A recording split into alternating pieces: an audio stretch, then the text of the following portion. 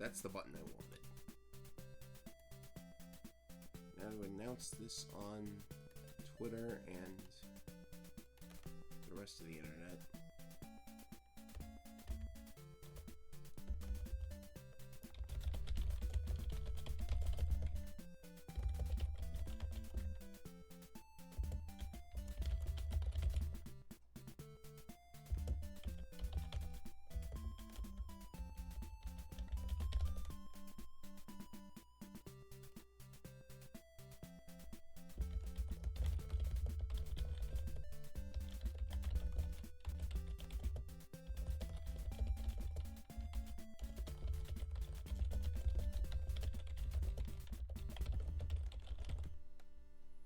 Famicom Friday.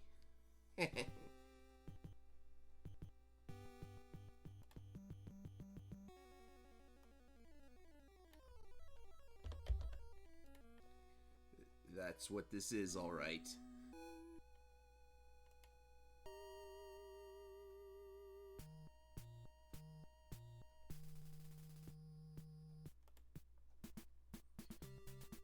Alright.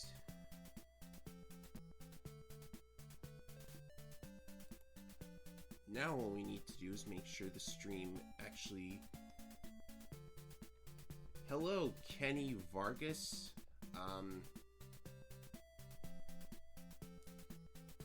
At least the chat's working this time.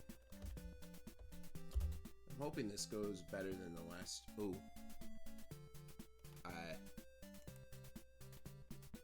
Weird link. Because I'm just so not used to live streaming, and doing it on YouTube is very new to me.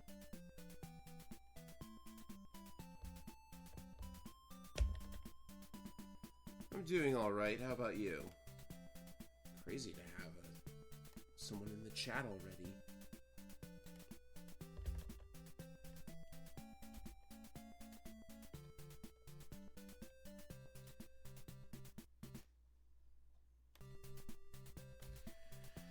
Alright, so just need to check the volume levels to make sure everything's okay. So far the stream health is alright. And,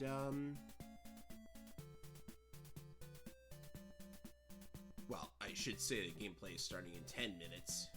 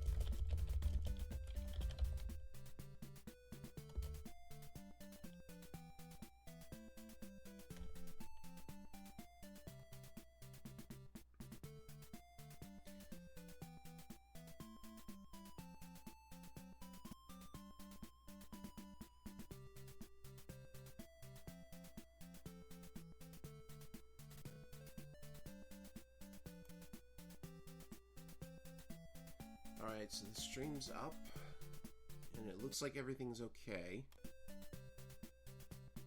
The connection's doing better than last time. The only thing is YouTube's complaining about the video resolution, which is like, whatever, YouTube. If I do it any higher, it's going to be laggy and stuff, and this is plenty good enough, so... everybody should be okay with that. I'm going to see how many viewers I have. I've got 2 viewers. Woohoo! Welcome to the stream. We're doing Fire Emblem 1. I'm already up to Chapter 6. In fact, let me check the little thing on the side. Yeah. I have no idea why I decided to track all of that, but I thought it would be funny. Did our thief get a level? I suppose our thief must have gotten a... Oh yeah, our thief did get a level. That's right.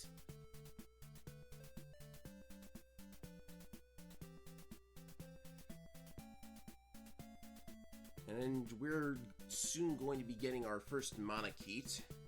That's what's in store. And we're going to see some warp usage. I feel like I should pull the audience, see if they want me to use warps or not. But,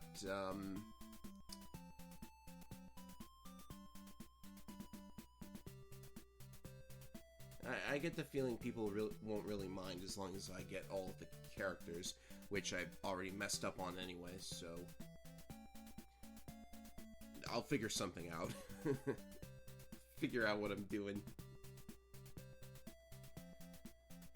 Alright, so at least YouTube's saying the stream status is decent. So it looks like the rest of these are going to be okay.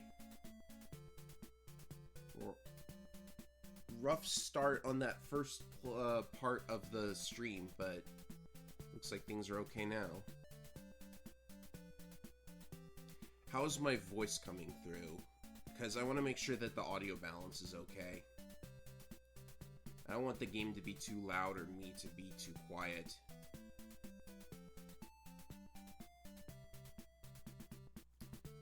Just dismiss this.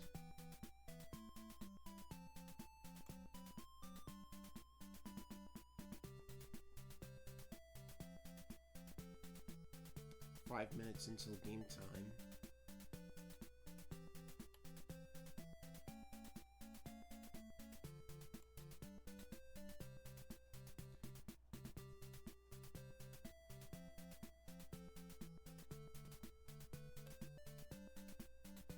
Look at this commando sprite. He doesn't know where he is. What am I doing? Where are these numbers? What does that mean?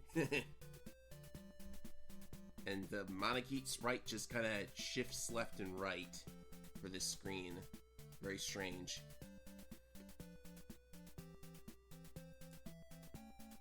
Wow, why does nobody wear pants in this game? The mage doesn't wear pants. I guess the cleric's got a robe. It's not just Marth. Nobody wears pants in Fire Emblem 1.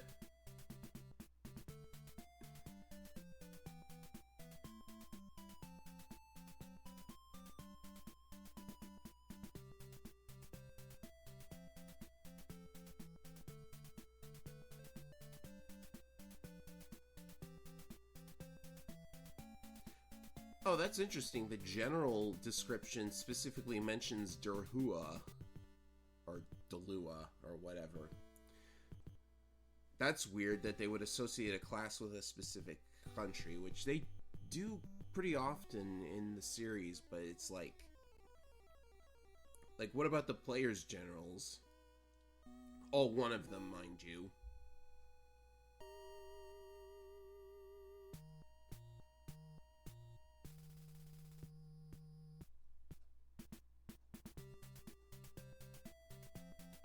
Just move this so I can see. Okay, cool.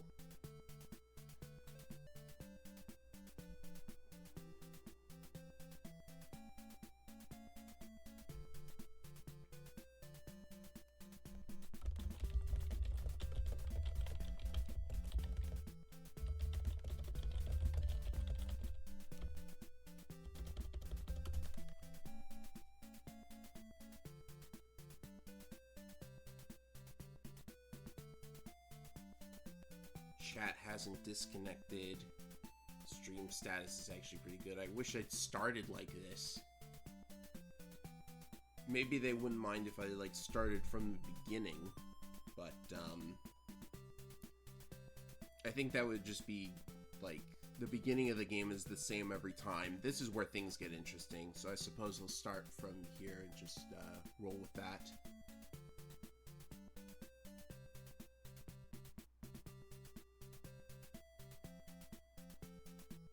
Hi, Barry. I hope the chat's on. I hope the chat gets recorded and plays back in real time in the post-stream recording, otherwise no one's gonna know who I'm talking to.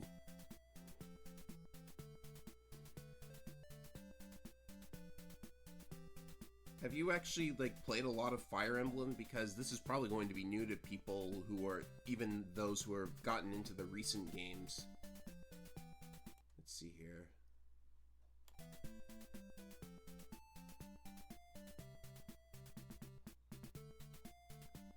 Boy, oh boy. I wonder if I should post this in all of my Discord servers and not just the Fire Emblem ones.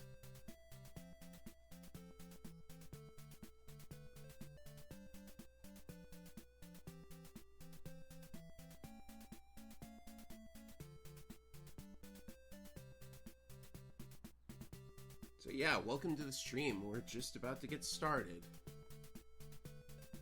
Even if I have just one person in this stream chat, then I'm satisfied. That's what streams are all about. Real-time watching video games and communicating with the streamer.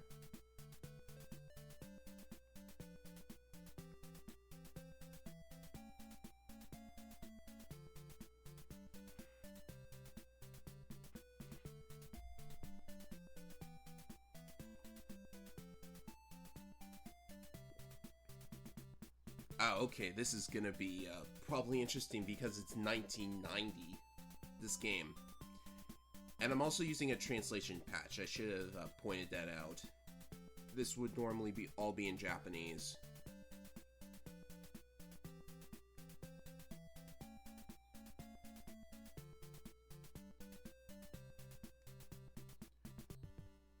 Alright, I'll just bring up the file select now. We are up to Chapter 6 out of 25.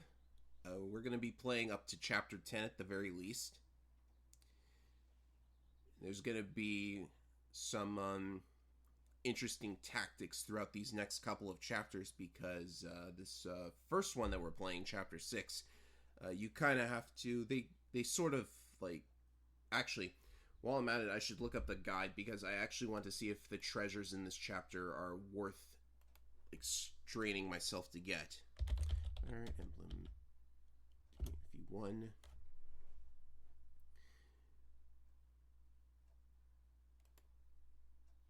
Right, so what do we have here? The chests have...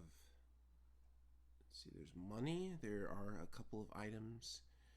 Alright, so nothing that would be a big loss to lose. So in that case, I'm just gonna go ahead and play. Here we go. Alright then. Yeah, I lost 2 people. In Fire Emblem, well, at least in much of the early Fire Emblems, if you lose a character in battle, they're gone forever. And that can be pretty, like, stressful to deal with. So I've lost 2 people so far. But they weren't important. I guess I should take you along. And we need this character. Who else do we need? Now I need to check their inventories. We could pull extra slots. So... Uh-oh. YouTube's complaining about something. Oh. It looks fine. Alright, Chapter 6. Here we go. Hey look, they name-dropped the game.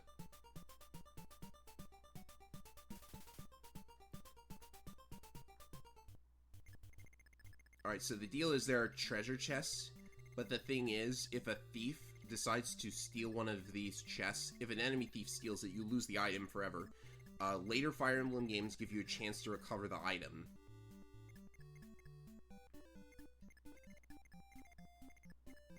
So what we should do first is, I forgot to bring a door key. This could be troublesome.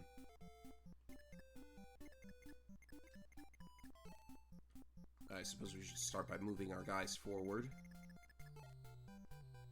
And there's where my Armor Slayer went. So if you guys encounter any problems in the stream, let me know, because YouTube likes to complain to me about things all the time.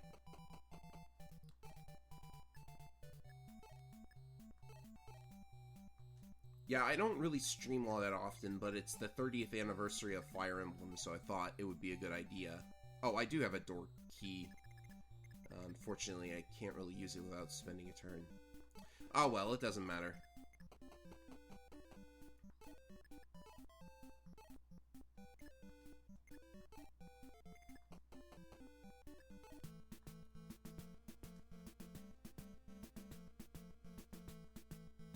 So now we have another thief character.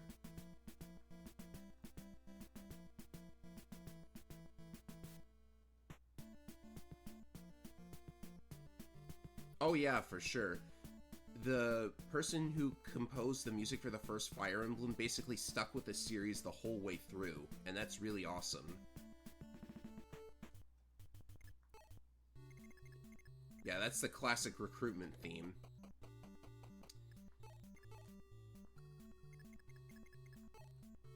Now we have trouble, because if we want to collect some of these chests, like, there's no way you can get to this chest before the thieves do.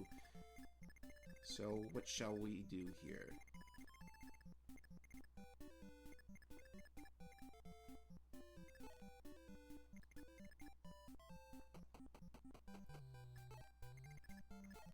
I suppose it won't matter if we,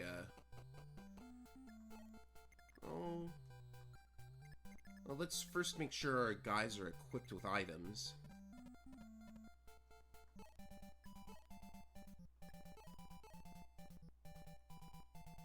And I think that's good enough if we just give him these. Now we're going to use the most overpowered item in the game, the Warp Staff.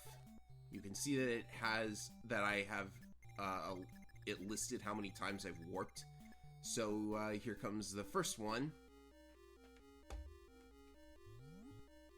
I'll just go ahead and edit that in now.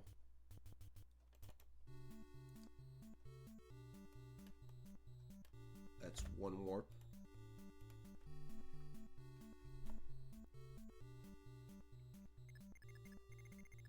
Now, what are you playing on your SNES emulator?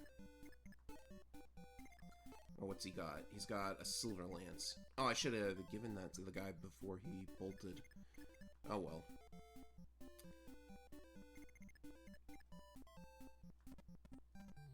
I suppose we will save that second warp for our paladin here. Give him the Silver Lance, because there's no reason for your mage to hold it. Is it safe to move her? It should be safe.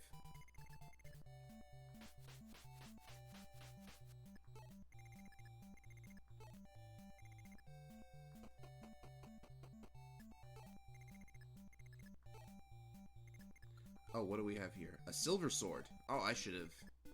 Wow, I forgot I had those. I forgot I had all this silver equipment. Alright then. Just speed through this enemy phase because I don't think anything interesting is going to happen. Oh. I did not know that knight moved. But it's okay. Dodged.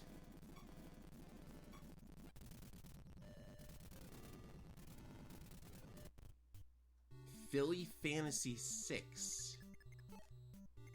Huh. Okay. Alright, so that chest had 10,000 gold. You get a lot of money in this game. It's crazy.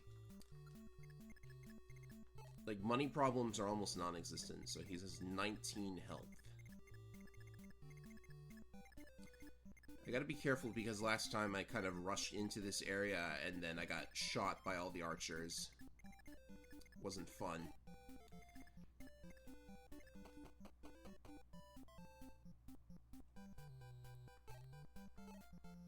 Yeah, sort of. The game tells you how many spaces you can move, so you have to count out the enemy movement all on your own. But if you select one of your own units, the cursor will actually not move farther than they can actually move. So yeah, there's a lot of little, like, quality of life improvements that were made over the course of the next couple of games. Like, you don't get a combat preview either, so you have to calculate in your head how much damage you're going to do. And the problem with that is that the game never tells you how much damage a weapon does or how much it weighs. So it can be very problematic. And I just used a second warp, so I have to edit that in.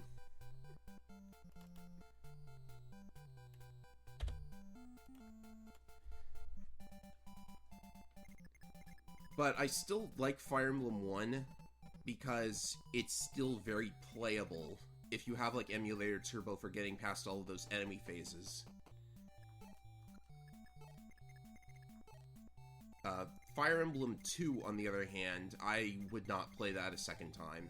I think I'm just going to use Excalibur on this Armor Knight. I'd love to conserve Excalibur because it's crazy powerful.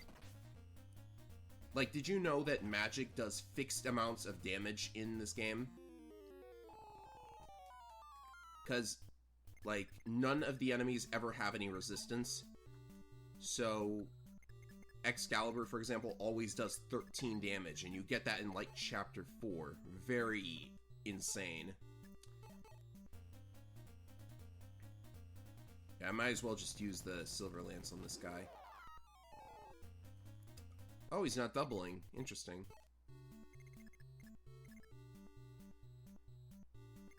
So, let's see. I want to be very careful about this. Go up to here and equip Iron.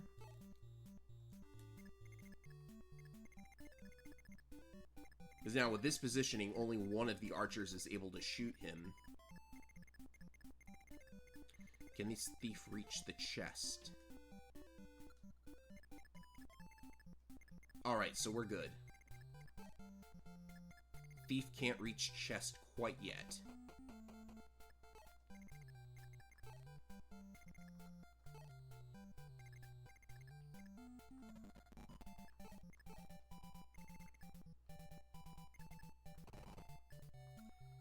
Don't want to move there. We will move... I think here's good. Yeah, it's really easy to break.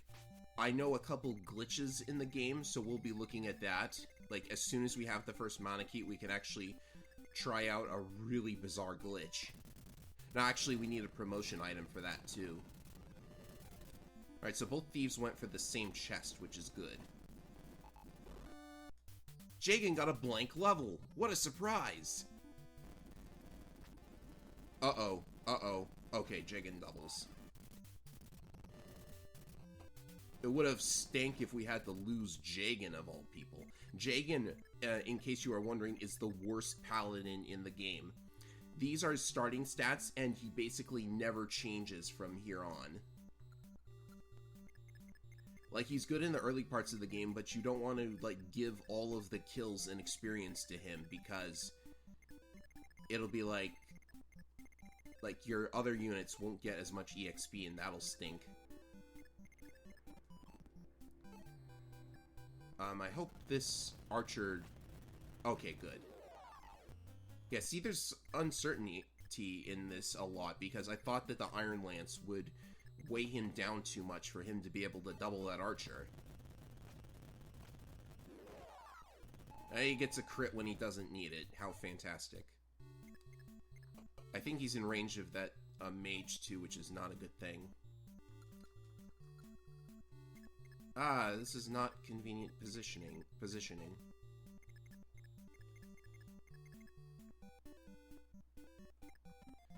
Alright, let's come around here.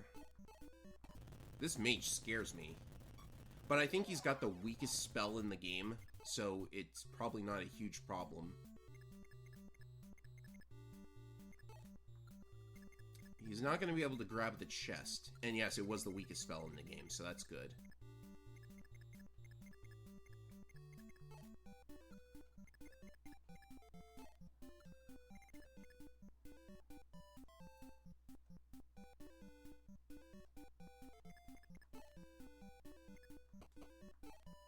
Why does what sound familiar? Oh, we missed. Oh, that's fine. Sheeta has a javelin. Yeah, every game has a character like Jagan or Marcus, etc. Alright, that was a kind of okayish level.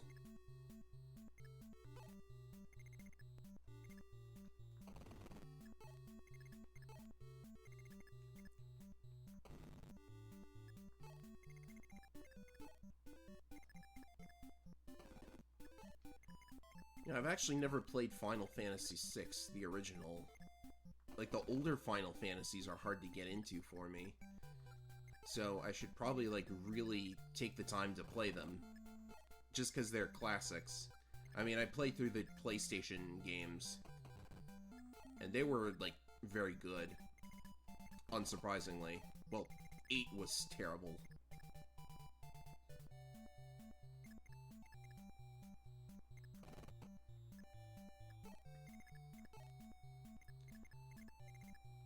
I know Roy's not really that good a lord until he gets his special weapon at the end of the game, but he's not, like, super, super awful.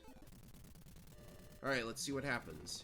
The Armor Knights couldn't get to me, which is good. The Thief's running back to get healed, which is alright. Uh-oh.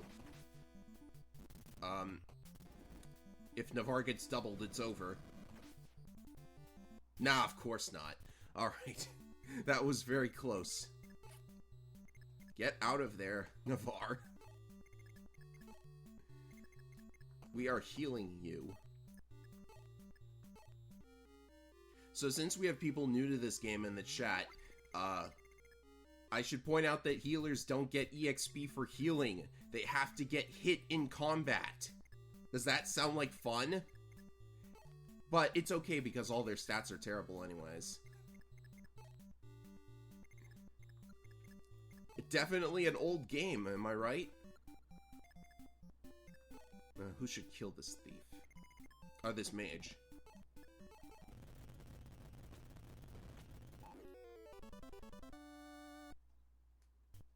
Oh, can Marth actually pick up a kill here? Yeah, okay, let's give it to him.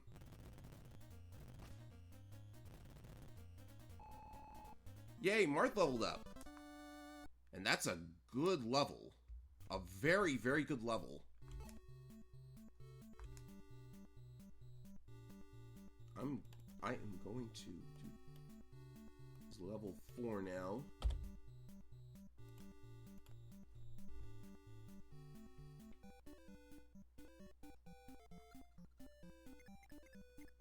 It's like sending your mage to thwack someone on the head to learn magic skills. Oh yeah. Oh yeah. That can be amusing. We got the worst translated item in the game, Reblow. Isn't that a terrible name for it? The translator was weird. So it should actually be called Libro, as in, like, the scales. Oh, that was a lucky crit. So what a Reblow does is that it is a ranged healing staff, so it can heal anybody on the map.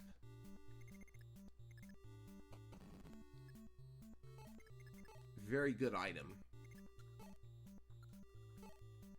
He's taking some damage. These Armor Knights are going to be difficult to deal with without, like, a really good weapon.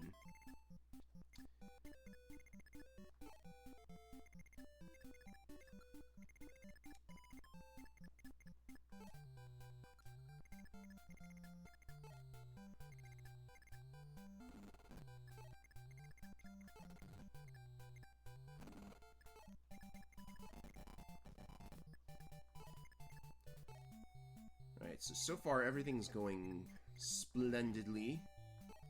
I wonder if I can do damage. Nope, nothing. Archer not good enough.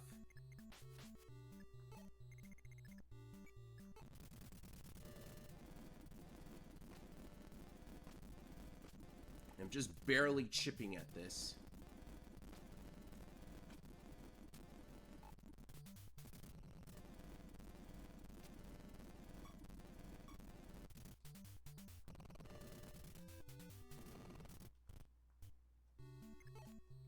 Alright, the next chest has an Armor Slayer. That would have been helpful a long time ago.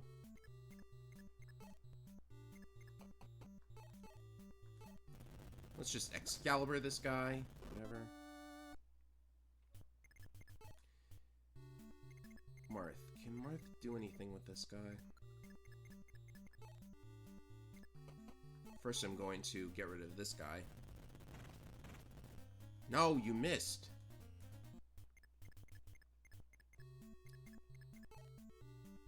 We need probably an exceptionally powerful weapon to deal with that Armor Knight.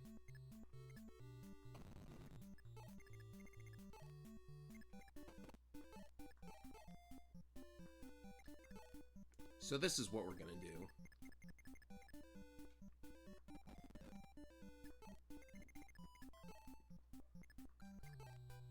Oh, we could just use the Armor Slayer. I'm being very weird. Still only 8 damage with the Armor Slayer.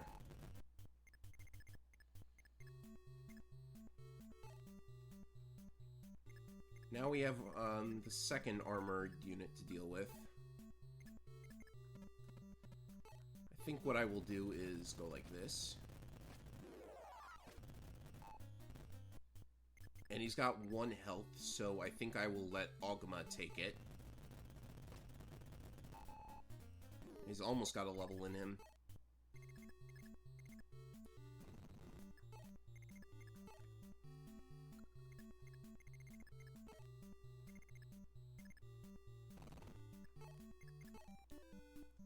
So the tricky part is we have 2 archers to deal with and a mage. What's this mage got? Thunder. Alright, that's not that dangerous. I guess we may as well defeat the poor, helpless cleric.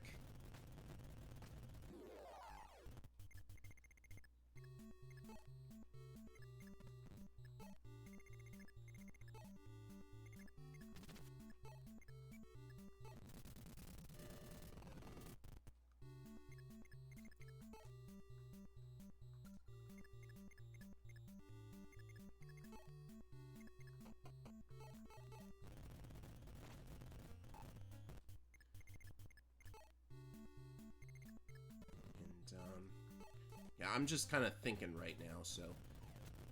Oh, you missed. That's, Missing is not good.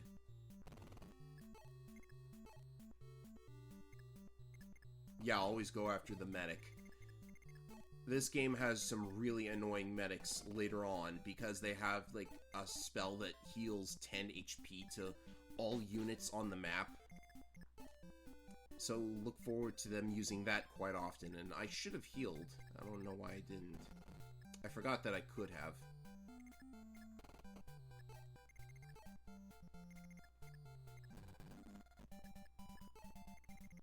I don't think the thief will attack.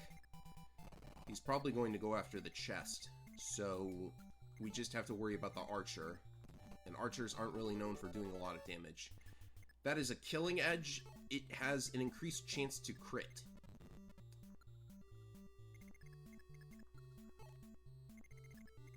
Now we can get out of the way of that thief.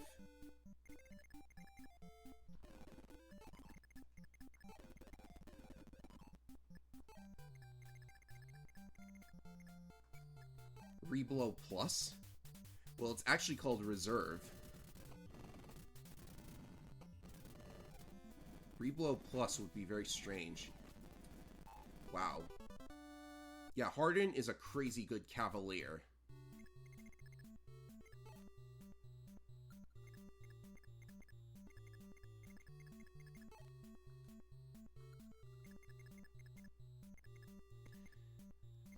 And this spot is tricky too, because whoever lures out that archer has to deal with the mage too. But I think Harden can handle it.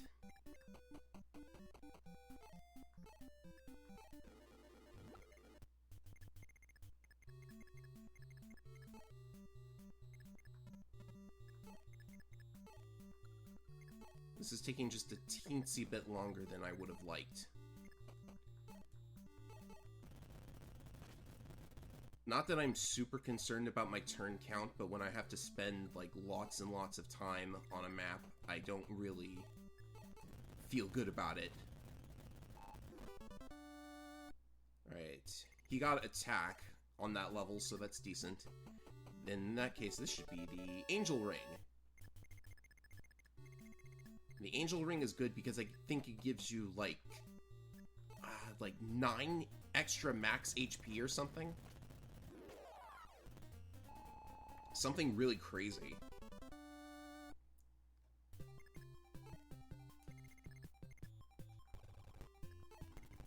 So that's all the chests. And I should have checked out that shop while I was at it.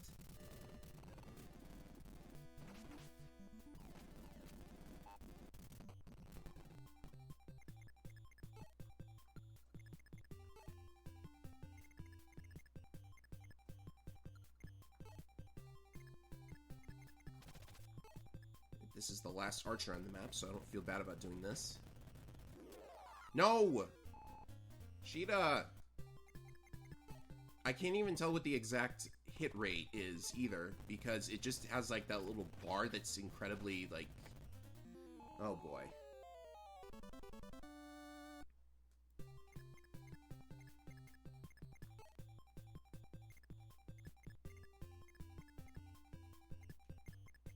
More health can save you from a crit. That's worth noting.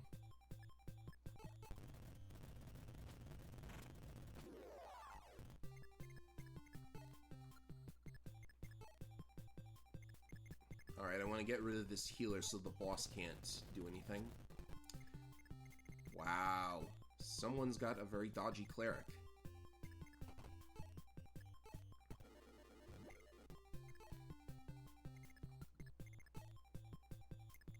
I'm lucky I got an armor slayer in that chest, though. Alright, OBS just disconnected, so I hope that didn't, like, ruin the stream or anything. Did I miss again?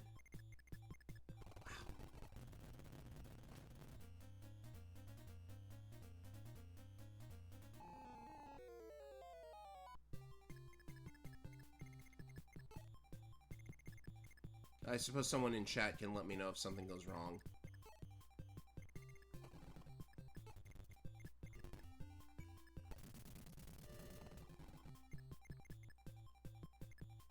Alright, things are looking okay. That's good.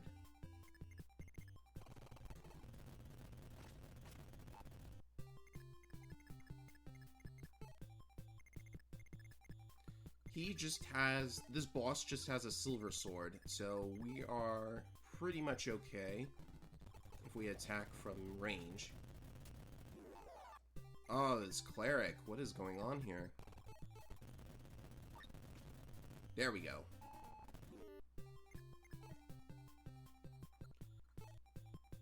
Now it's time for inventory management.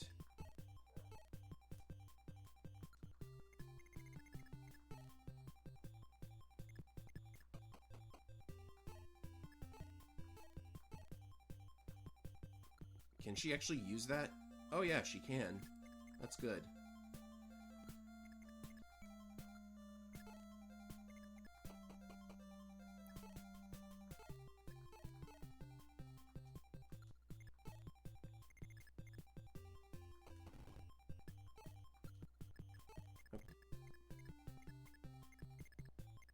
Yeah, inventory management. It's kind of a nightmare in this game, but with the way I play, you can kind of, like, get around most of the problems.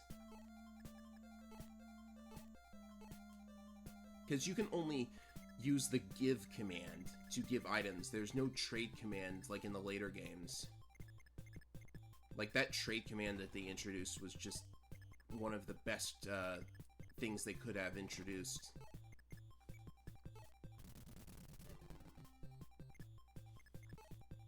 Alright, this turn we're ending the chapter, so we'll take our Excalibur against the boss. Very good. And Ogama, why not? You get a kill. Because you're carrying the Armor Slayer. A whopping 60 EXP, and he stopped just short of leveling. It actually costs money to send items to storage. And you have to retrieve them from this tent right here, which appears on most maps, but not all of them. So it's actually kind of insane how much, like, effort, I guess, goes into the inventory management. And you can't even arrange items in the preparation menu, where you select what units you want to take into the chapter.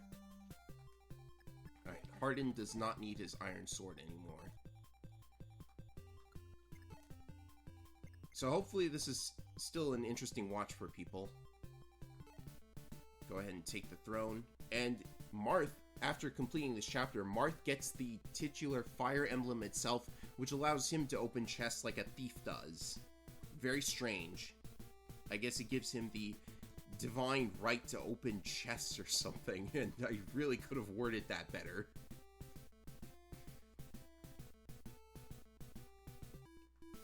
Alright. I remember this chapter. This is where we're introduced to flying enemies.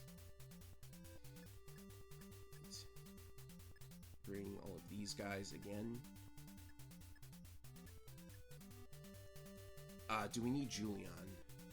We don't really need a thief, I think. What we do need is an archer, yeah! Because archers do extra damage to flying enemies. And, I guess I might as well bring Julian anyways, because we have extra people. Unless, I would like to probably get that Silver Lance back. Because you have to field a unit if you want to get access to their inventory. It's really dumb.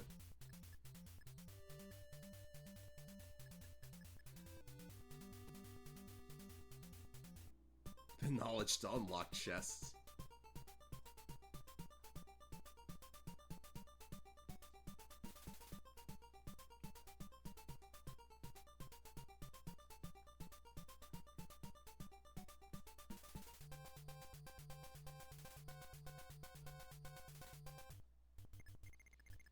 Alright, so there are a couple of interesting characters on this map. There is Katua. I'll show the portrait even. Here's Katua. Here's Paula. And here's Est. And one of these two is Minerva. You can actually kill them in this chapter and they'll still appear in other chapters later on in the game because they're future playable characters. And you know, I actually did need to bring Julian because I forgot about this locked door. So first we're going to take out these archers. I think in the remakes of this game, if you kill those units I just mentioned, they don't appear later on and you've lost them. But in this game, you know, it's perfectly fine to knock them out now, which is probably very weird. I'm gonna see what's in the shop. Well, actually, somebody with inventory spaces to go in there. Oh, and I hope you like this pixel art. That's gonna be fun.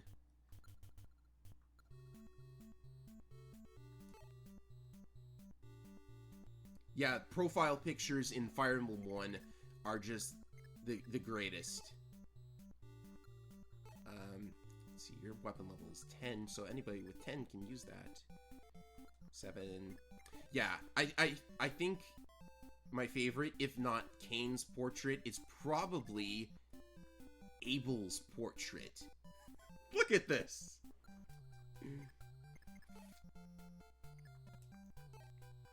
Alright, time to ditch Jagen's items and give them to Abel. Abel can actually use that Silver Lance now, which is very good. Weapon level is controlled by, like, just a stat that goes up at random instead of it being, like, a fixed letter grade weapon level. Like you know what I mean if you've seen the later games and how weapon level works.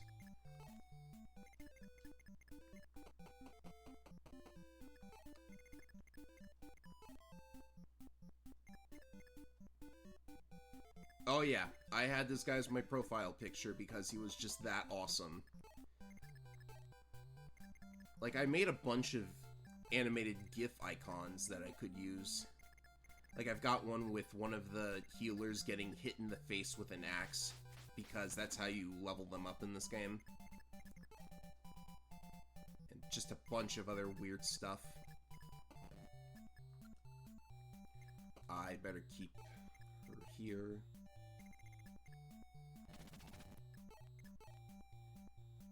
I want to get my archers onto these mountains. Oh, apparently so. the hunter class can go onto mountains, but the archer class can't. That's very strange. Well, it's not that strange.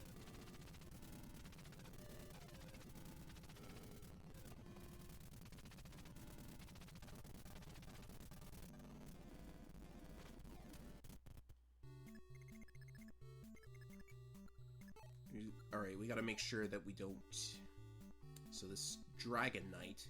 They're called Dragon Knights, but to differentiate them from real dragons, they're called Wyvern Knights in the English versions of Fire Emblem. And they've got like 10 movement. 1, 2, 3, 7, 8, 9, 10! Oh boy. Alright, it's time to show off another trick.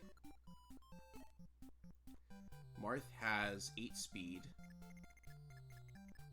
The Wyvern, no, not you, the other one, 6 speed. Alright. And 6 speed and Iron Lance, which is probably going to be very heavy. So, in this first version of Fire Emblem, the enemies are attracted to Marth like a magnet. So I can basically do whatever I want here, and they will not go for anyone except Marth if they are in range. It's so weird, but it's so highly abusable that I do it fairly regularly.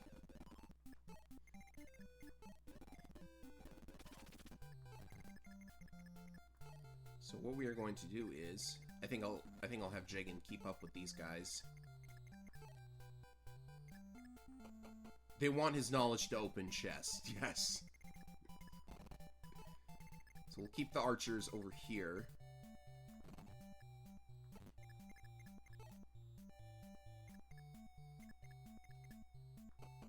Still not going to open that door quite yet.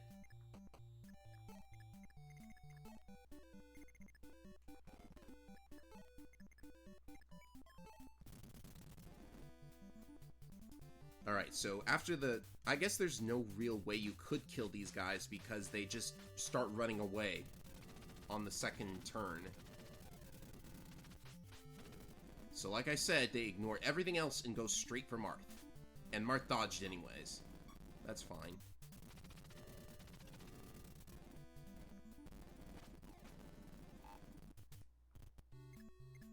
So Marth dodging was actually very convenient. Open up the door. Now it's time to start chipping away at this Dragon Knight, because even though archers get bonus damage for shooting at a flying unit, it's still not a giant amount of damage.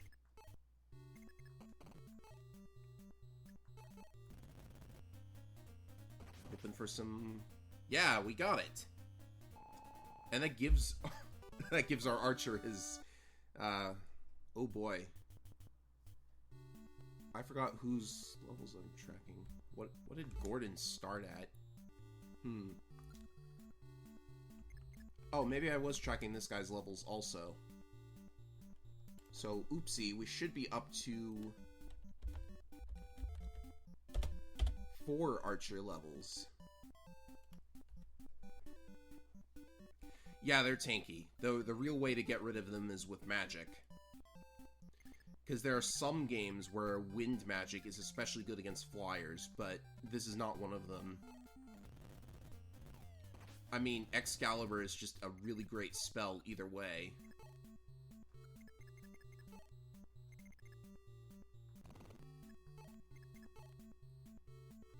Alright, so they're gonna go after Marth again.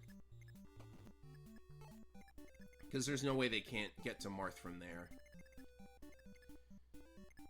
I suppose you could catch up to Minerva and attack her if you really wanted to.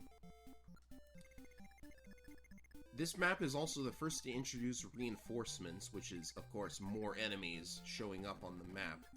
But if you get to the position where they're normally supposed to spawn, which in this case are these forts, and you block them off, there's not going to be any reinforcements.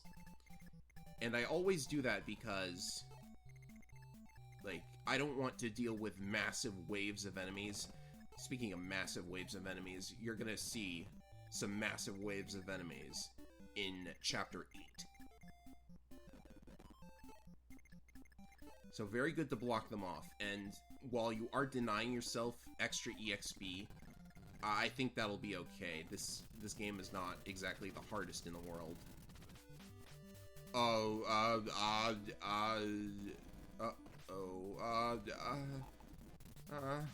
Why are you going?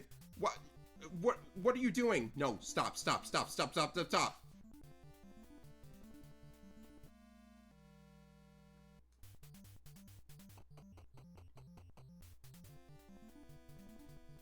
Well, that backfired.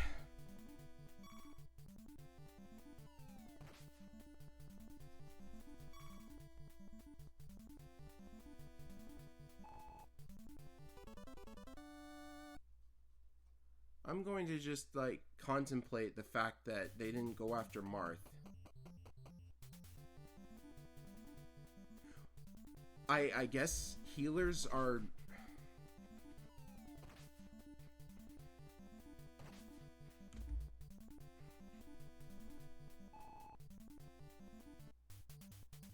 Well, I guess there's only one thing to do right now, because I don't want to lose my warp staff. Boom. I never said this was an Iron Man run. They can't,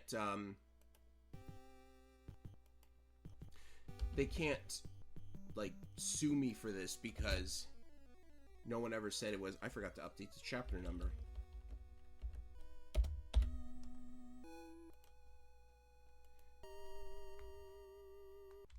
Always go after the medic, I guess, yeah.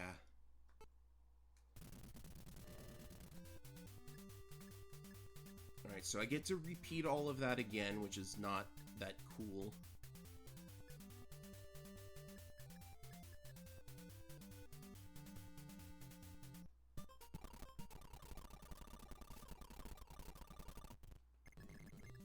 Alright, so I'm just going to blitz through everything that I just did. I have to repeat all of it, and it's probably going to turn out differently this time. This is why you don't Iron Man Fire Emblem.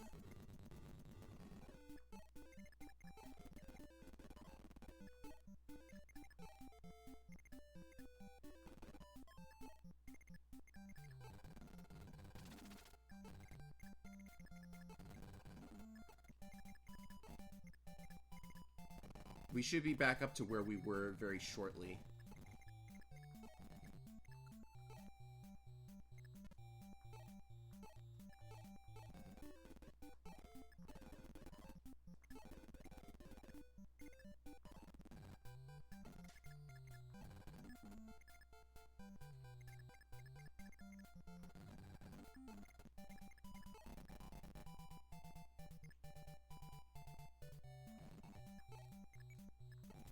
Yeah,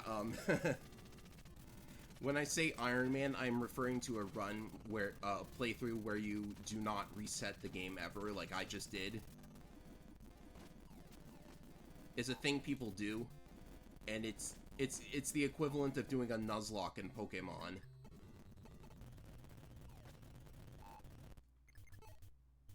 Alright, so apparently they do go after healers if they are in range.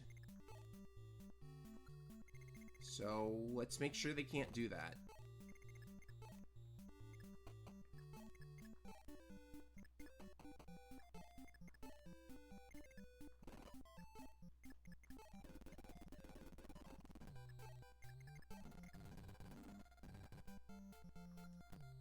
It might be too dangerous to extend that far down.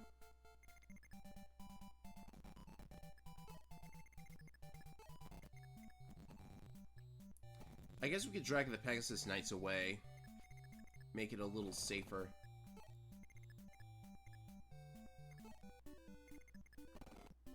Yeah, even if you were like a top-level strategist, there's always the chance of very bad luck, like, messing you up.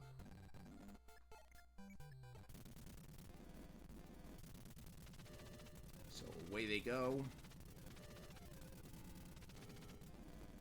He might not dodge this time. 8 damage. 8 damage is not, like, the worst thing in the world. So that was lucky. Not that much damage. And they double us. That's... Pegasus Knights always were a very fast class.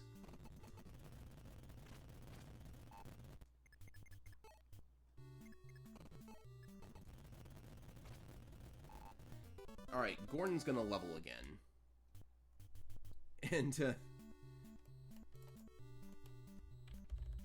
may have noticed, but Gordon does not get good levels.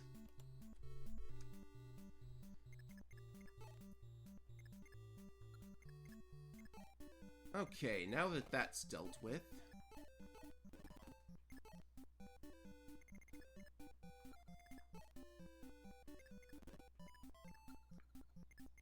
I'm going to use Harden.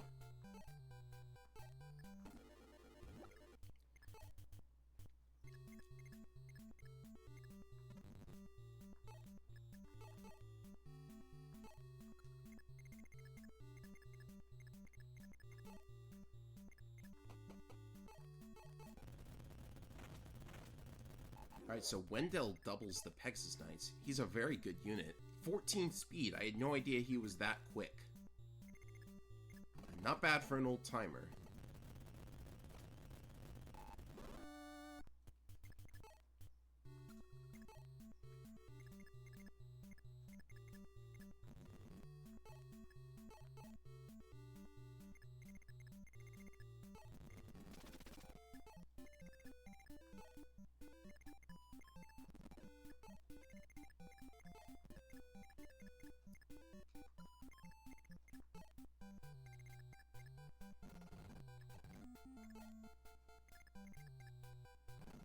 We're gonna keep it moving.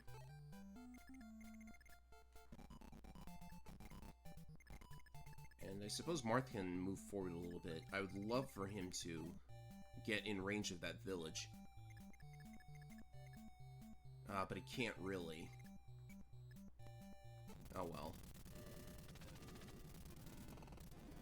The thing about Marth is that he is the only one allowed to visit villages, and I've never understood why that was a thing. And we have to visit this village in order to recruit a character, so it is a little bit annoying. Especially since, if you notice, this village's position here means that if Marth visits it, he has to, like, go all the way around and walk all the way to the goal point of the chapter, which is that castle down there. So it's incredibly annoying.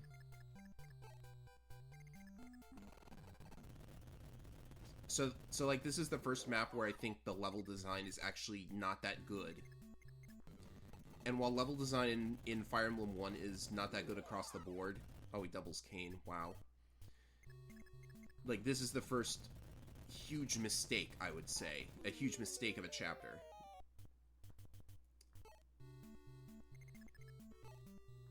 And let's see here. These guys have javelins.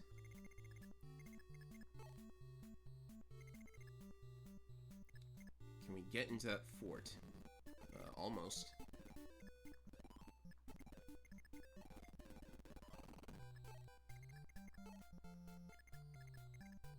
45 minutes in and we're only through the like 2 of the chapters that I wanted to play today.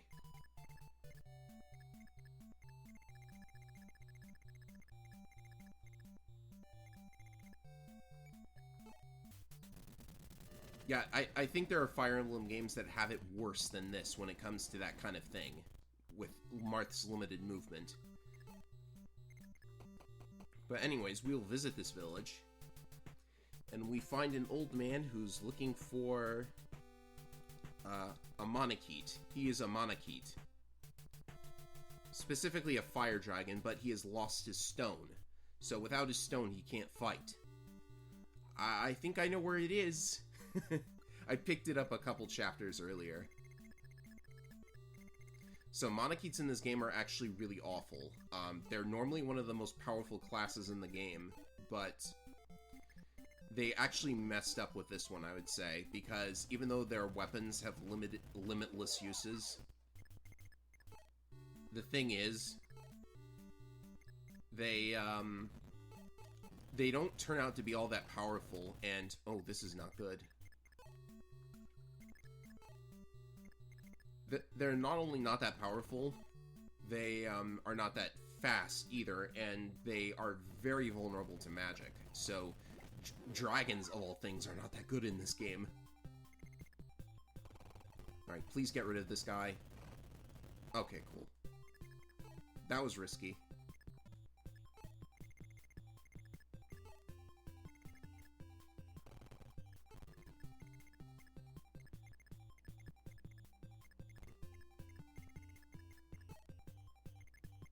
But there is a glitch, I've mentioned already, that there is a glitch that you can use to get something out of Monarchies. So we'll be looking forward to that. For now, I'm going to give Banu 2 his Firestone back.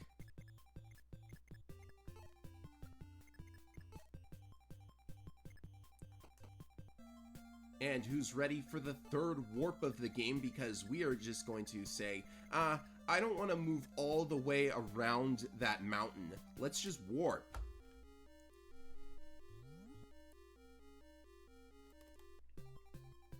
So yeah, there is a way around the issue of having to move Marth all the way around that mountain, which is probably what they were thinking when they made this. We could just let the player warp, but there's ways for the player to lose the warp staff, because you saw already that I had lost my healer in the previous attempt.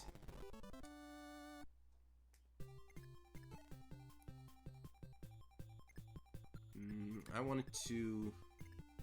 This could be a little bit bad if I try to attack and I whiff. So let's just equip the Armor Slayer.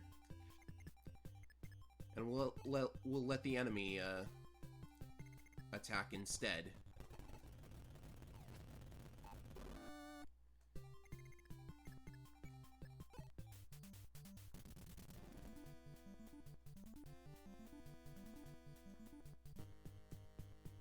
And so he got a little bit of health back because he was on the castle. And look at how huge that sword is, by the way. That's a lot of damage. I am glad I decided to wait to attack this guy. But he's down now. It would have been very bad if Agama had missed and was facing like a counterattack on the enemy phase. So a good level, and what do I do here? He's probably got like an iron sword that I can drop. Okay, cool.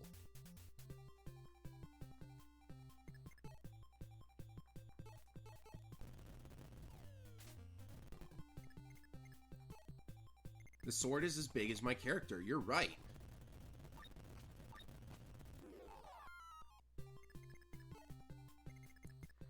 Alright, so that's chapter 7 done with. And hey, it's story time for some reason. A long time ago, the Monachites lived in Dolua in 3 groups. The Divine Dragon Tribe of Narga, the Demon Dragon Tribe Basilisk, or Bahilisk, translations are weird, and the Fire Dragon Tribe Salamander. You know, these tribe names are actually never used again in the series. Because, like, they never refer to the demon dragons as basilisks. They're always mage dragons or magic dragons or something.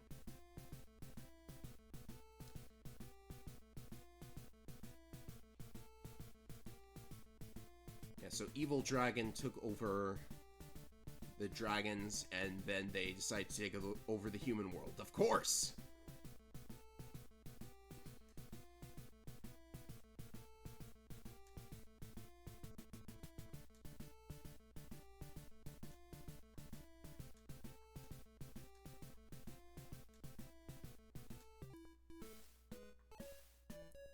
So yeah, this game sets the standard for Fire Emblem plots, where the main lord is going to get a super sword and take down an evil dragon.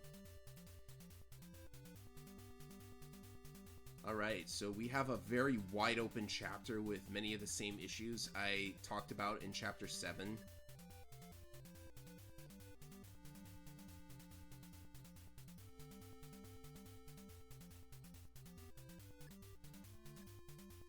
Yeah, I think Salamander is a decent enough name for a group of fire dragons.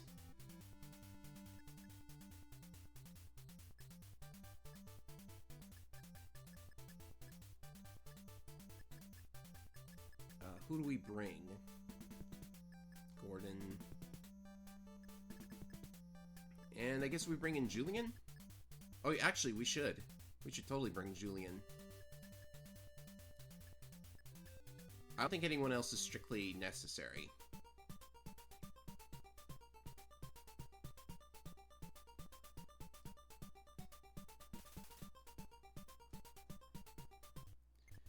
Alright, so we're gonna have some fun in this chapter. You can see there's a big, wide ocean. The castle is completely unguarded except for this one guy. There's a ton of enemy units in the way, and there's gonna be, like, even more reinforcements from these forts. So it's gonna be a huge slog to get through all of that. Or we could just use the warp staff. Because this is why the warp staff is so crazy. Here we go! Warp number 4. Just warp Marth to the goal point. Hopefully he can deal with this guy at level 4. I think I'll let him attack first, because this normally takes a couple turns anyways.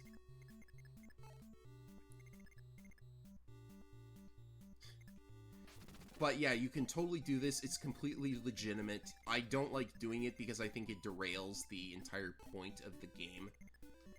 But look at how big this map is. Do you want me to sit through it? Do you want to sit through it? Because you could sit through it if you wanted to. Oh, okay. I thought I had disconnected for a moment there.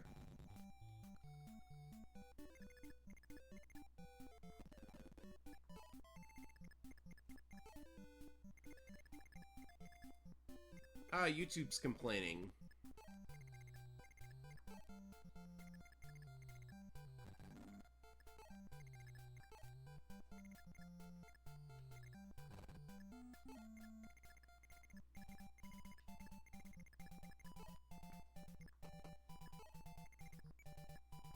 Alright.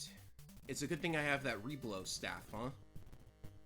Because this boss actually is kind of powerful. He's got a silver spear and a lot of health, and that was not good. I did not need to miss there. I might be looking for a lucky dodge, or I could just warp a second unit, but warp has so limited uses that I don't want to waste them all in this one chapter, even though this is the go-to strat. I suppose we could always try again if we mess up.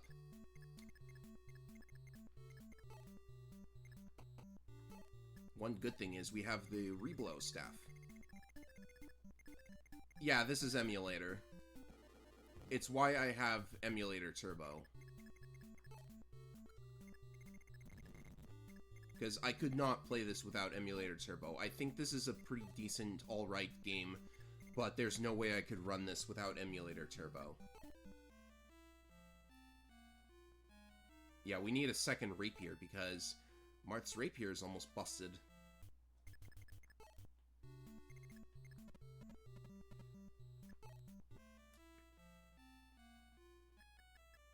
I suppose we could get some silver lances while we're at it.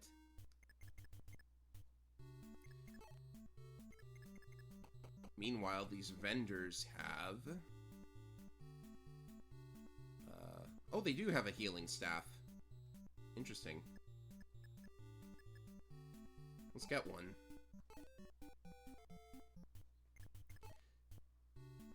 And now we're gonna send our thief into the arena! Arenas are where you can bet money on extra enemy battles. You can earn a lot of money, but you can also lose your life, so that's why we're going to send the weakest class in the game into the arena. I think Julian doubles this guy. Yeah, he does. So this is actually not a big threat. Arenas are really good for leveling people up and getting more money.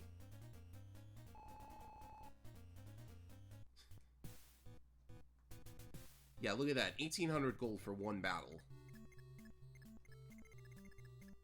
And it only gets more rich from there.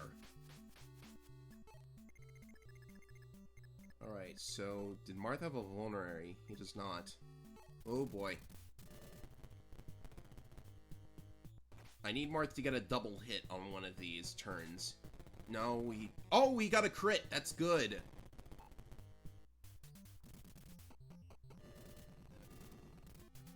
That's actually really good.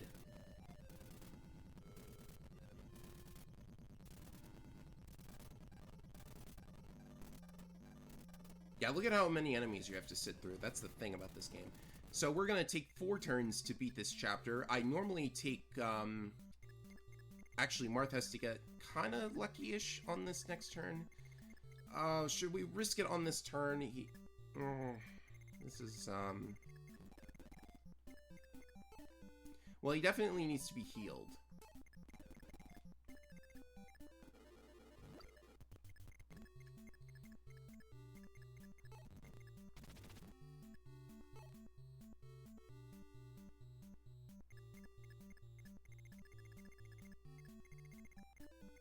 Alright, so, I'm actually surprised that they give you healing staves in the same chapter as an arena, because you can really abuse the arena if you have both of those.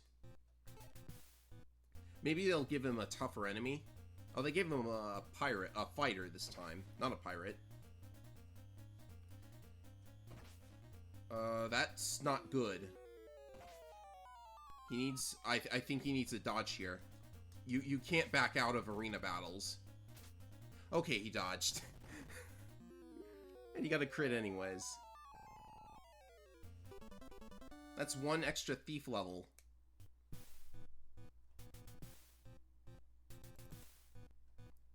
Thief levels 2.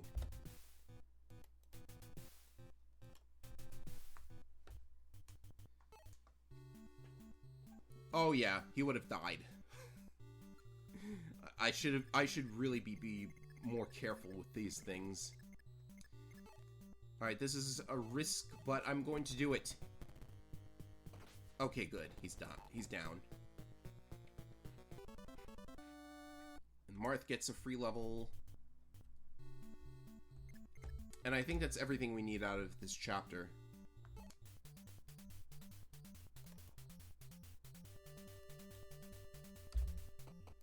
So, risky plays, but we have done the first warp skip, possibly out of many. Oh.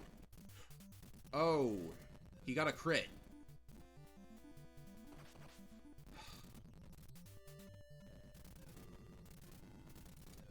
I need to watch those guys.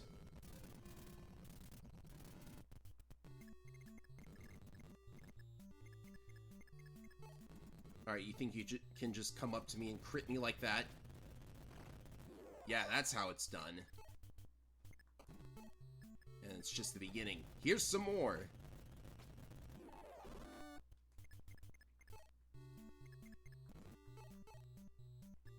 Uh-oh, which one did I attack? Just picking up some free EXP here before we leave the chapter.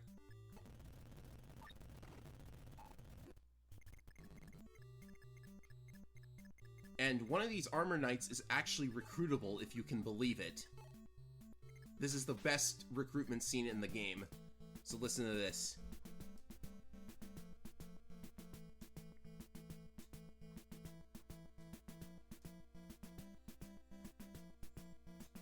Wow, this is poorly translated.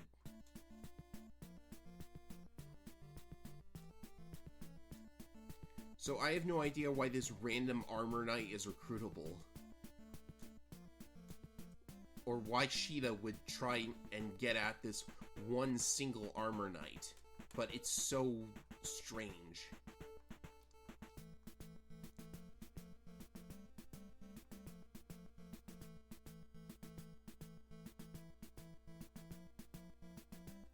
Am I going too fast with the text, by the way?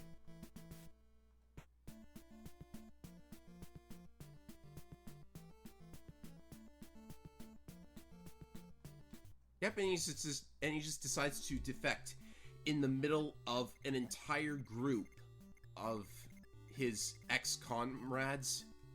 Does he just, like, announce his defection in front of them? Let's see how he fights. Oh, not very well. But it's okay, because in spite of all these enemies being here, if you walk right up to this throne and just, like, sit on it, then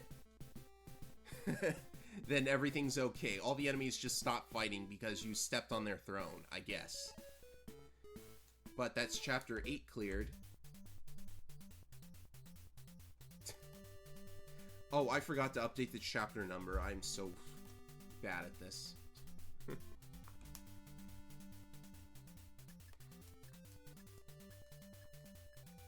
Alright, so this chapter is going to be the first chapter where we fight an actual dragon.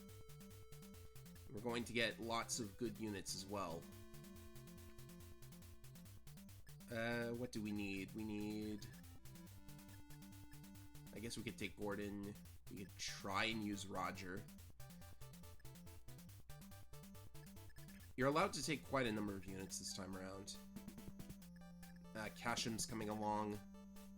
There's not really anybody else I would use here.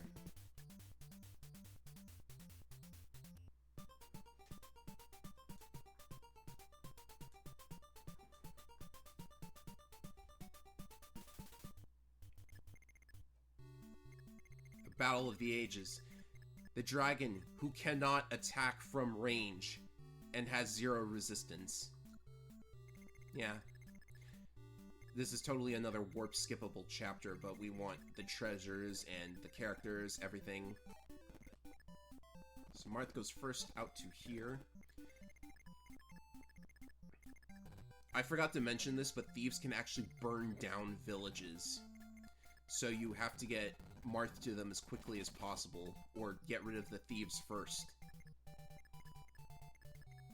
Oh, I know who I should have brought. I should have brought my pirate.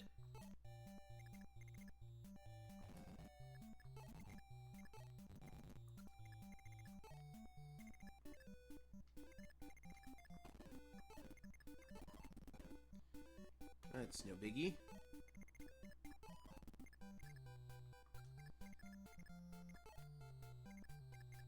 Let's keep Rena here.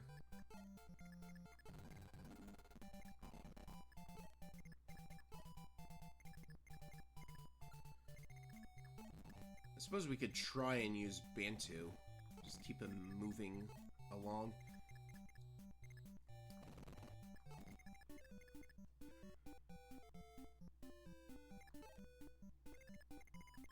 Oh yeah, in later Fire Emblems they change it so that it's not thieves specifically that burn down villages, although they can still do that. They make it so that bandits do it instead. It's a pretty common thing to find in Fire Emblem.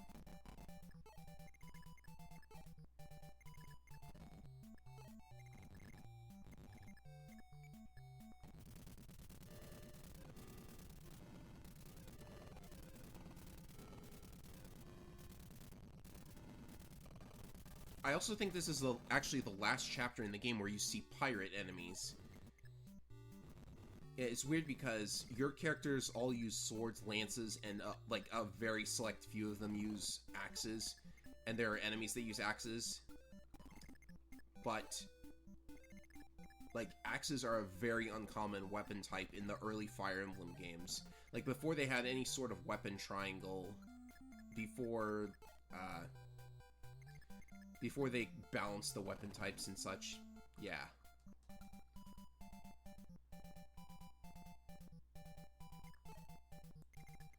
Yeah, that actually is really weird, that just one guy can burn down an entire village. In some games, it's just them destroying a single house. Or, like, in some chapters, rather, because... Like, actually, the villages in Fire Emblem 1 just look like a single house. So... It's not quite burning down an entire village, but that is what you see in some of the games. And it is kind of weird, actually. Oh, what's up with my cursor here? Okay, keep moving.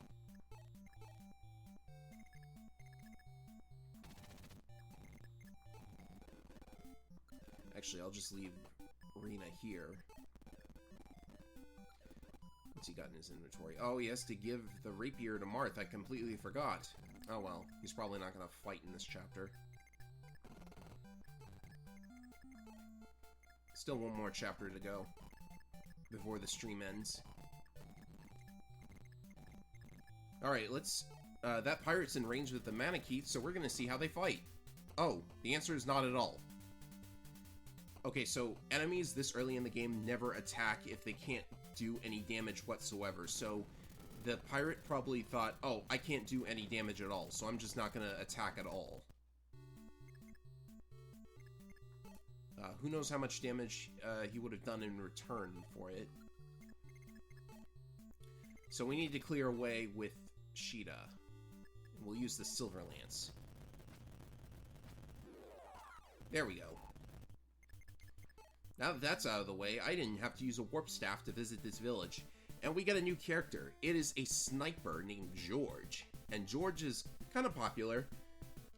Archers are considered not that good in Fire Emblem, but George starts as a sniper with a lot of power, so he is actually a very decent unit. Like, better off than raising your own archer, because that is painful and takes a while.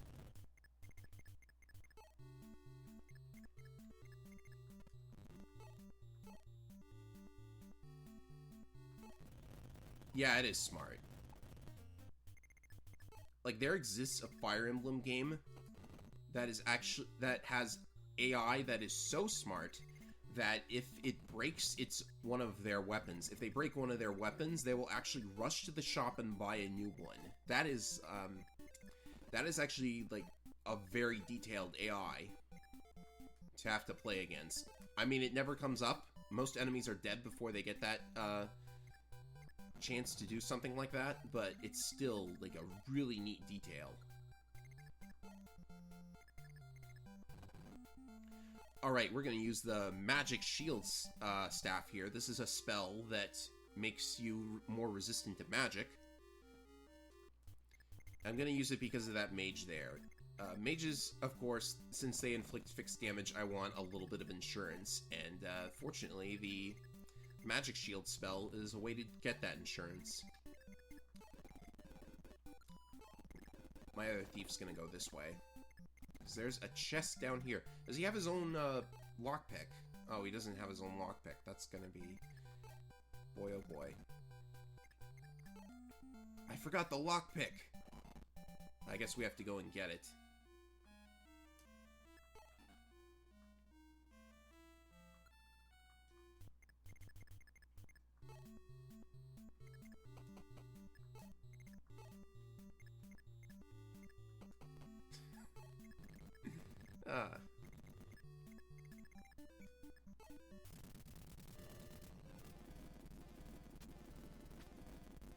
Oh, Agama is just going to clean out this entire enemy group. Oh, well, not this guy. He has a ranged weapon. And this guy... yeah. Pirates can walk on... oh boy, that's a Devil Axe. That King dodged, thank goodness. Devil Axes are a fun weapon, but they're also very dangerous. They're way powerful, but they have a chance to backfire on the user. So they're not an ideal weapon to use, but they're very dangerous.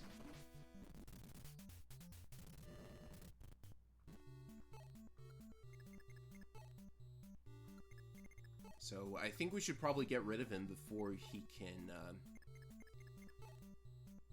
This is actually pretty dangerous for Kane. He's not like the most powerful attacker in the world. Oh, come on. You had that guy. You had that guy. Come on, Kane.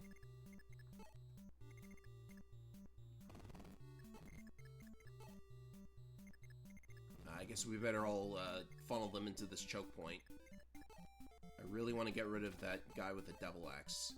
But they can move on the water, so this could be dangerous. Oh my god, what is going on? Do I have to get Ricardo in here?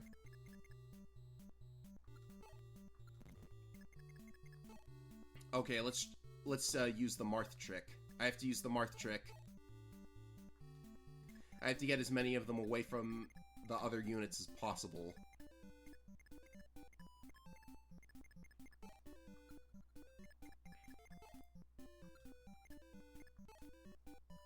Otherwise, I might have to reset this again.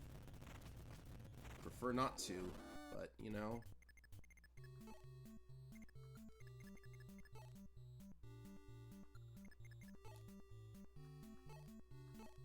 Let's get rid of the archer.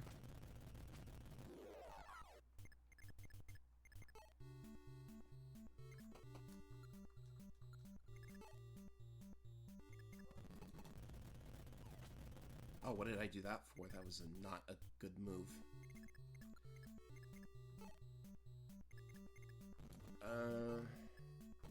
I'll just do it this way. Wow, that's one durable archer.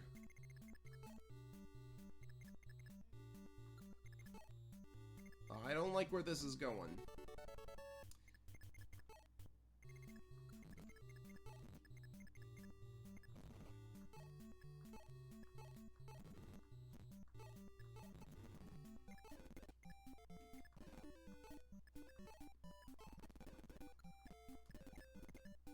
Well, I'm gonna need a little bit of luck, but at least Ricardo has his lockpick now. They called the lockpick the thief key. Isn't that weird? Alright.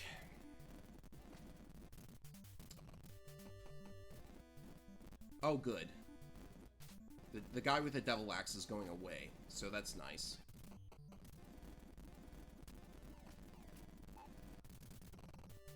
I keep forgetting that if you get a guy down to low health, they prioritize going back to a fort for healing, or a cleric for healing.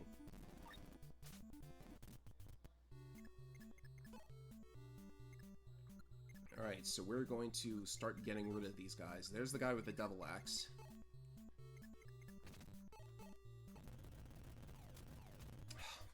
Sheeta! George, not you too! What's going on here? Alright, Marth. Yeah, now Marth hits these guys, which is just amazing.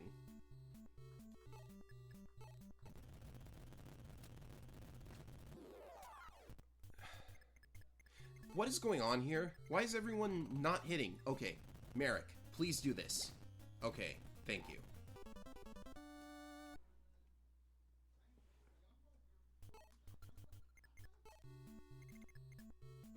Yeah, that's probably the case. The Fire Emblem itself is a lockpick. But it can't... Actually, lockpicks only open doors, not chests. In this game. You can just open chests whenever you want if you have a thief. And that's a goddess ring that will give us more luck.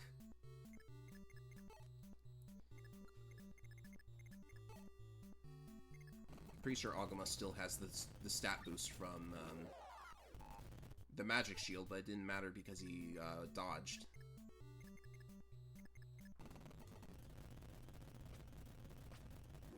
Oh, Navarre's low on health. Let me fix that.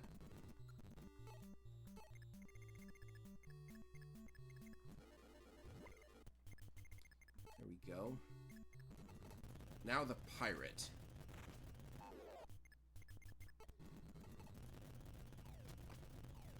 Oh. How am I getting so many missed attacks?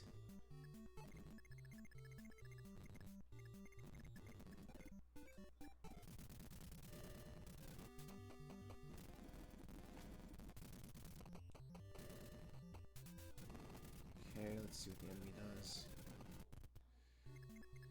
Alright, so actually I'm going to demonstrate the Manakits now, because these archers aren't going to do any damage to him, so I might as well show it. This is what it looks like. Oh, 14 damage? That was actually not that bad. But later on in the game, he falls off rather... Yeah. Like, trust me when I say that Manakits don't turn out that great at the very end of the game. So I suppose at this point, against that specific enemy type, he's okay. But I wouldn't trust him. Alright, Marth's got to get going back to the throne, actually, because the goal point for the chapter is all the way over here. And we have a chest over here. So he's gotta... So, yeah, he's gotta make a bit of a trek back, like in the other chapters that I've talked about this in.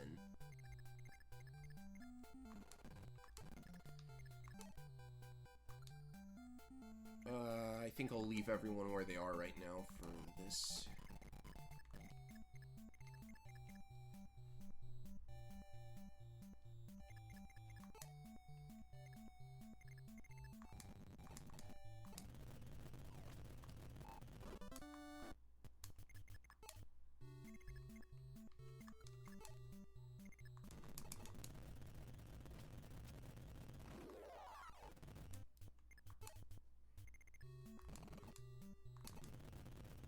Get rid of this guy so he doesn't heal.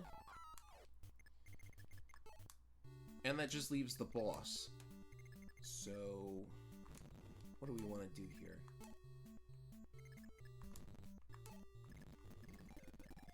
We could totally take out the boss now.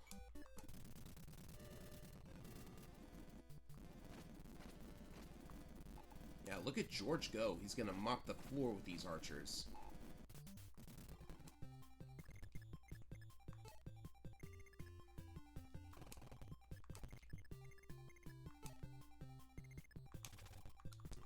How much health does she have left? Okay, she's fine.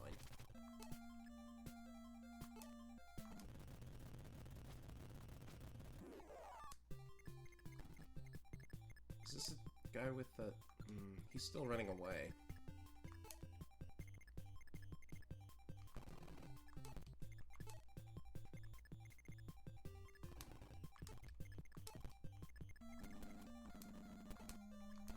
King gets a kill.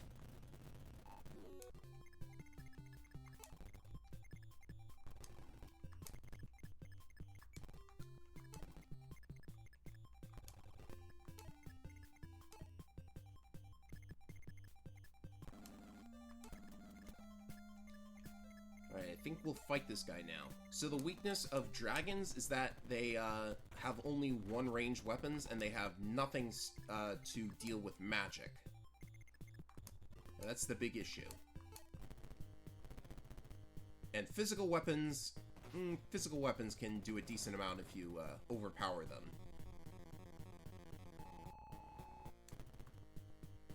A door key. What was he carrying around the door key for?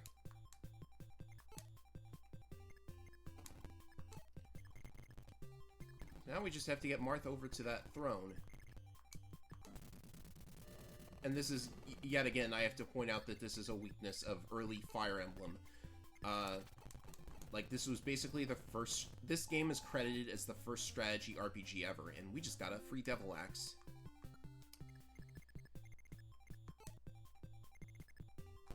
So, naturally, they're going to be rough around the edges when it comes to things like taking several turns to just walk around all of this river and ocean and stuff just to get to the chest or whatever.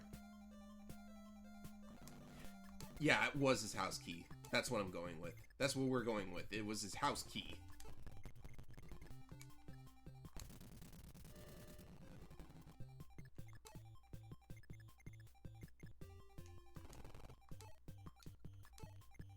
Oh, we can actually get,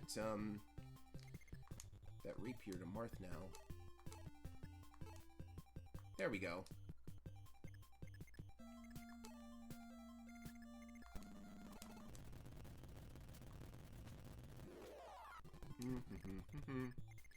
I'm getting unlucky.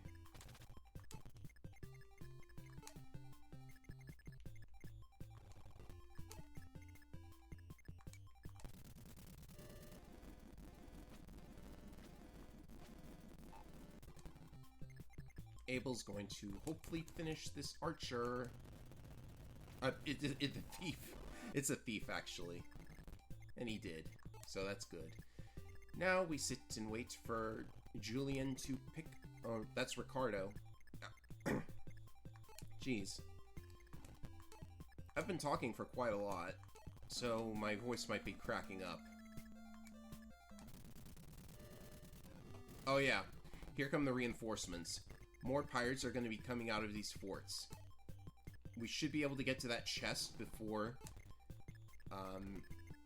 before they have any chance to hurt us. But just in case... What's in his inventory? Okay.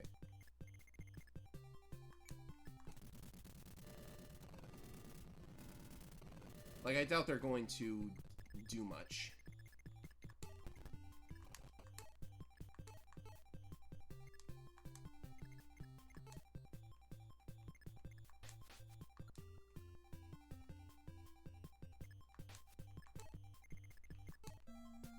Let's try and get some extra EXP out of them.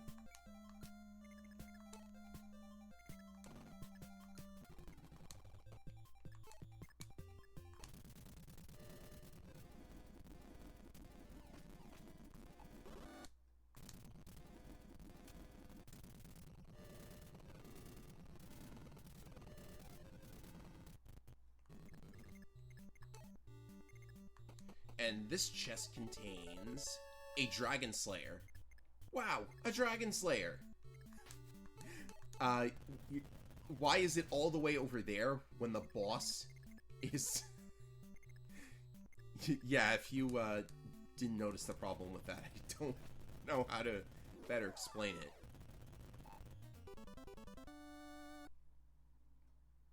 Okay.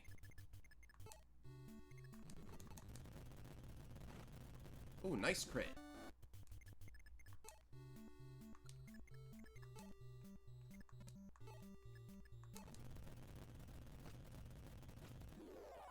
Oh, that's a powerful weapon he's got. And the chapter is cleared.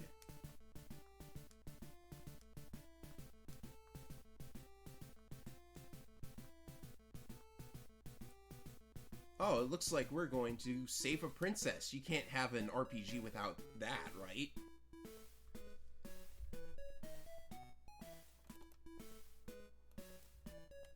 See, I don't think anything else in this little thing needs to be updated. Did Julian get another level? I didn't see. Oh well. Alright, one more chapter for this stream. Ah, it's this chapter. Big and wide open, gonna involve some flying enemies again.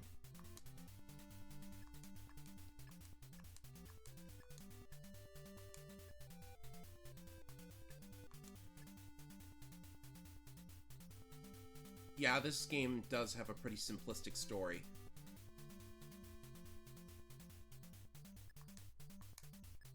But everything starts somewhere.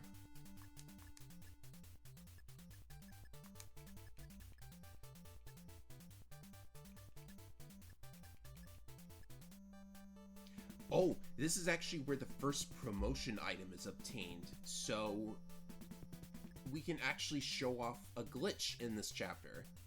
That's gonna be fun. We'll bring Bantu for that.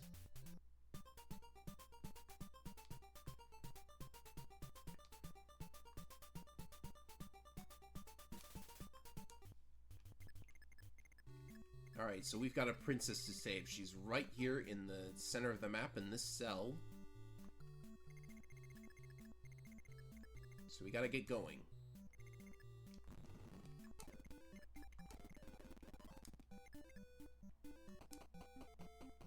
Hello, King Dmitri Alexander.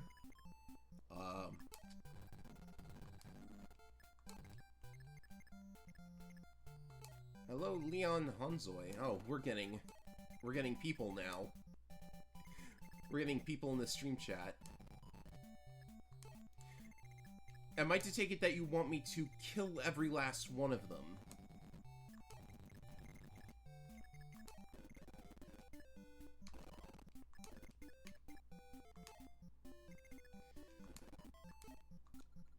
Unfortunately, we're not going to be able to do that.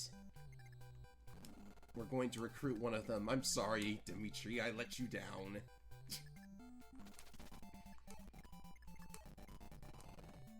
Alright, so this chapter starts off with another problematic big amount of blank space before you get to where the enemies are.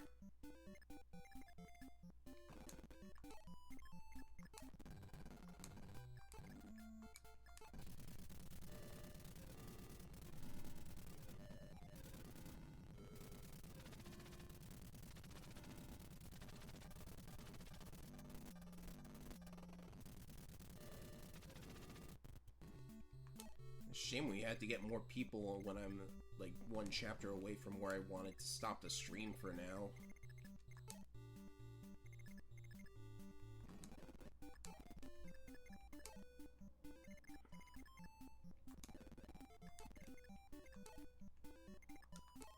Oh yeah, we gotta do something with that devil axe. I don't want to, like, just be holding on to it, but I don't really know what to do with it.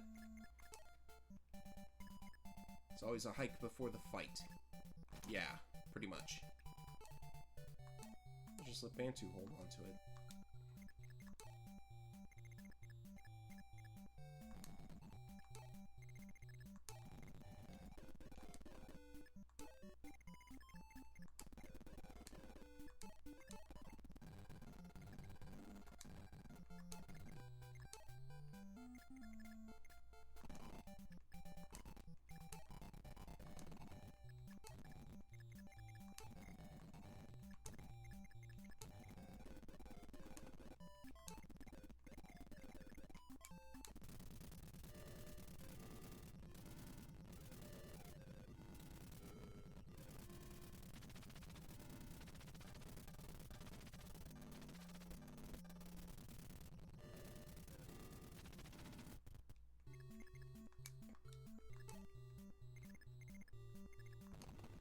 Alright, let's see if we can get this thief before he gets to the chests.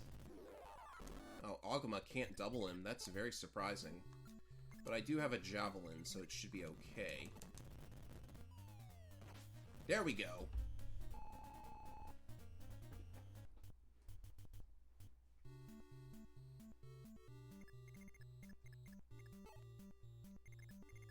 Yeah, I have no idea how the Devil Axe actually backfires either. Something like it strikes the opponent, but then you magically get the wound yourself. It's hilarious because I know you didn't see the first stream, so you didn't see the cutscene where they actually give it to you, and the guy says, here, take this axe, but never use it, because I tell you to never use it.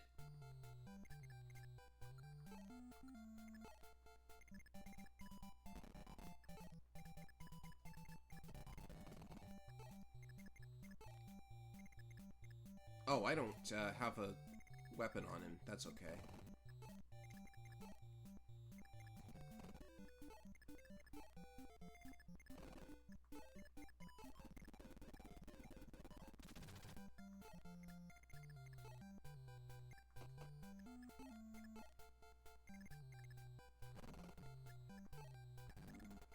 That's everybody.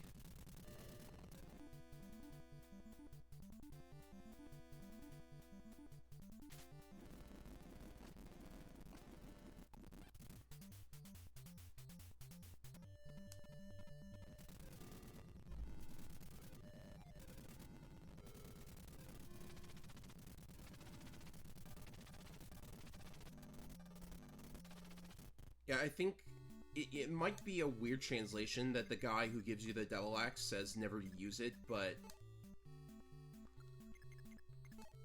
like, why would he give it to you if it was such a dangerous thing, right?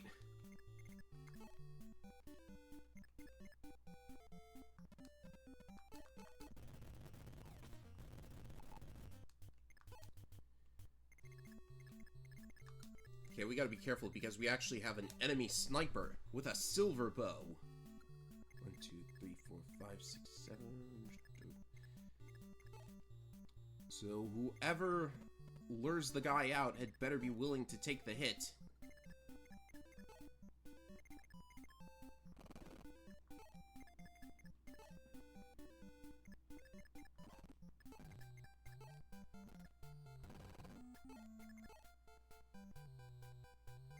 Which probably means it's going to be Hardin, because he's so good.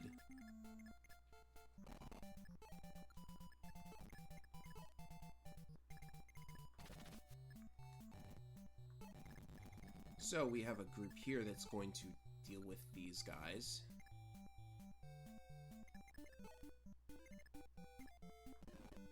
Well, you can't sell items in Fire Emblem 1.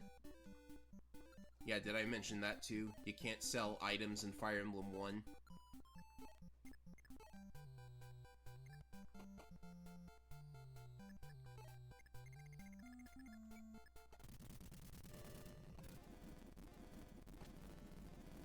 Yeah, I will always remember the rather hilarious clip of a guy playing one of the later games, and there's a berserker with a devil axe that walks up to his main lord, is about to get a critical hit because of the animation, but the devil axe backfires, so he crit himself.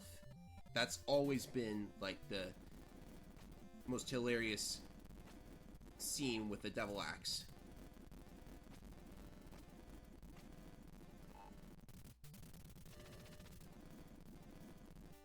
Also, Dragon Knights look really weird when they've got a sword. Look at how the thing... Did you see how the thing curved upwards?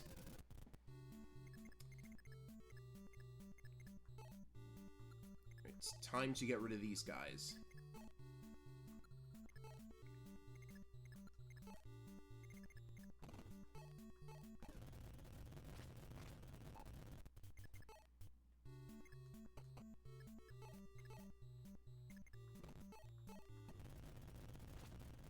Yay, kill for Gordon. Oh, George whiffed the first one, but he got the second one. See, that's why snipers are really good. Even if they are not, like, the best units in the world, that extra damage against flyers in this game is actually very valuable. Just because of how tanky dragons are, normally. Dragon Knights, rather.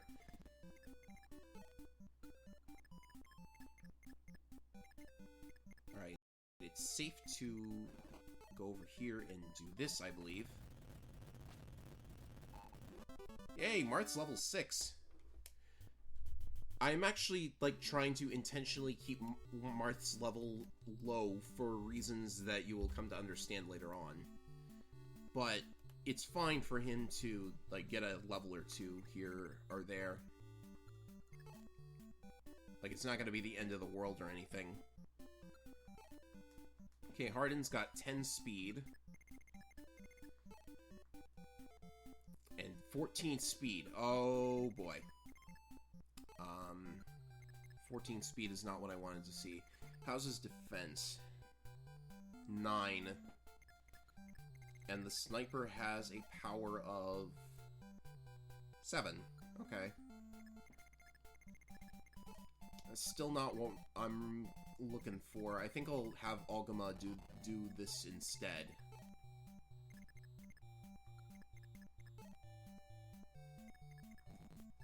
Because Algama is at what? He's at 14 speed. So I think Algama is a better choice for dragging out that sniper. Snipers as enemies are just a very annoying enemy type. You do not want to let them get the drop on you. Did I bring a thief? I didn't bring a thief? Oh boy. Well, oh boy. See, this is why it's good that Marth can open chests. But I'm going to have to take extra time. I can't believe I didn't bring a thief. I thought I... Wow. Just had to find that out now.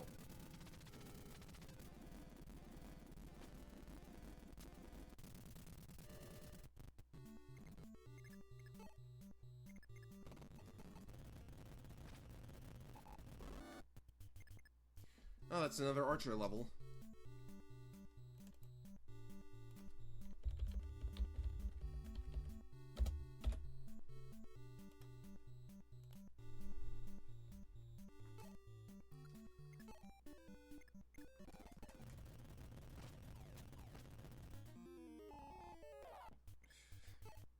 I should have been more careful. That could have been lethal.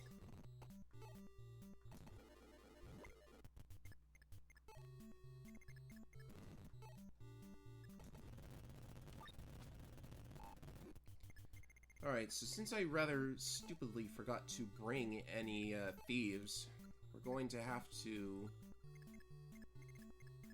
First of all, we have to spend time opening these chests with Marth, which is annoying. The Thunder Sword is a nice weapon, though. It is a ranged magic sword. So, very cool.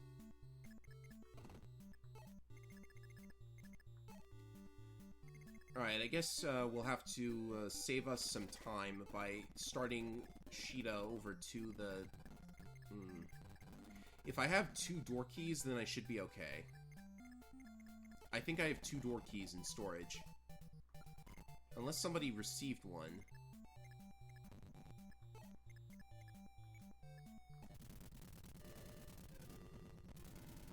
Oh, enemies incoming. Oh! Wow.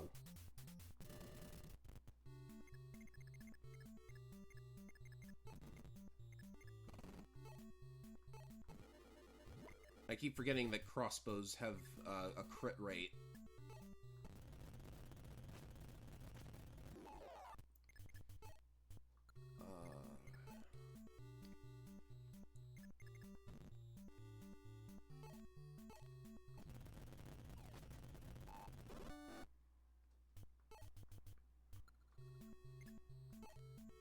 I'm getting scared. Because who knows what could happen on these turns. I'm always so careful with the, Oh, that's another reblow, which is good.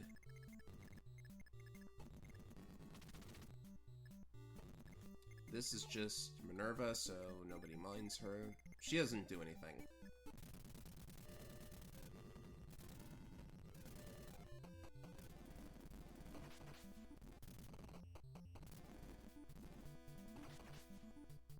Alright, he can actually survive 2 hits, so even if this guy doubles, which he does, yeah, that's fine. Totally okay. And this is Minerva. She doesn't attack you or anything, so don't worry about her.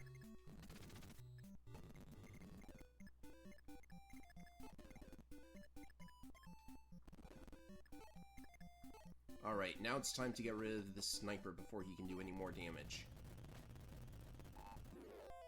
And we got a silver bow, which is a pretty decent weapon. For archers. So George is gonna like that. George actually started with a silver bow, so it doesn't really matter too much. Oh, this guy.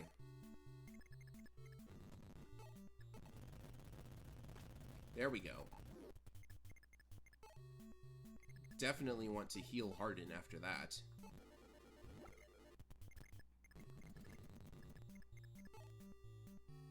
What does this guy have?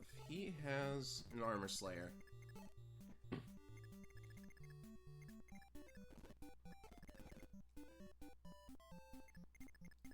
Yeah, she's just following us because her sister is in this cage. So if we free her sister, then she'll join us. Until then, she just sits and does nothing. It would have definitely been, like, a very major threat if she actually did try to attack, but I don't think she would do that.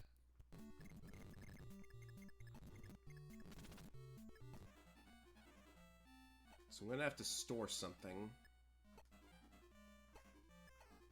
Yeah, I've got 2 door keys, so this is perfectly alright. Annoying to have to use door keys like that, but I don't really have much of a choice.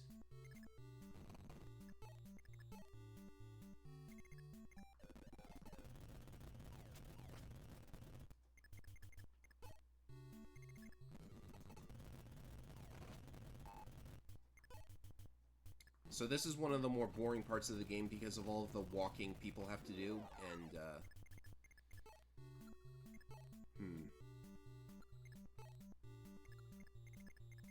This guy's got a javelin, so I don't want to put, Brenna in trouble.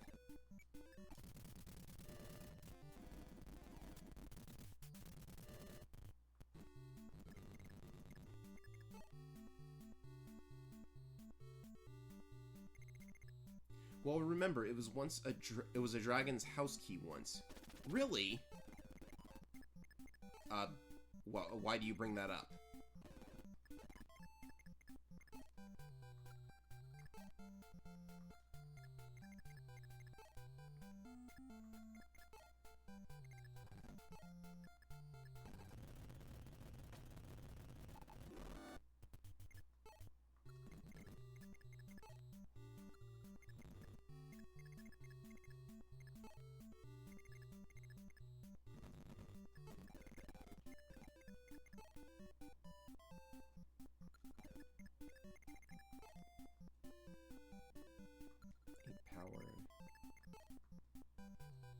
defense. Alright. And her speed is through the roof, I bet. Yeah, 18 speed. Sheeta's level 7, and she already has 18 speed. Crazy amount of speed.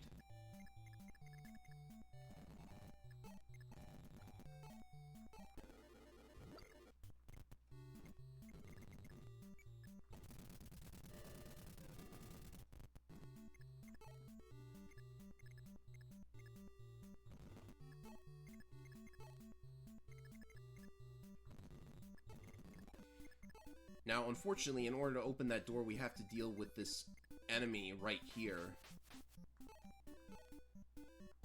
I think this is going to get just a teensy bit dicey. Yeah, dodged. That's, I think she'll survive a round of combat. But depending on what happens on the enemy phase, we may have to bust open that door and go rescue her. 5 damage. Alright, 5 damage is, like... 5 damage is just not a good amount at all, and she's doubling either way. Alright, we have to get him out of the way first, though.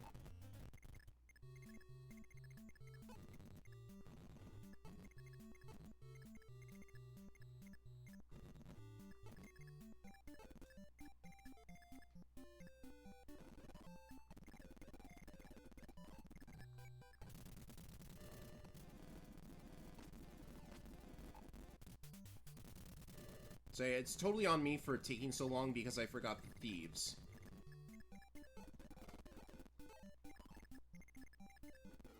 I hope nobody's bored.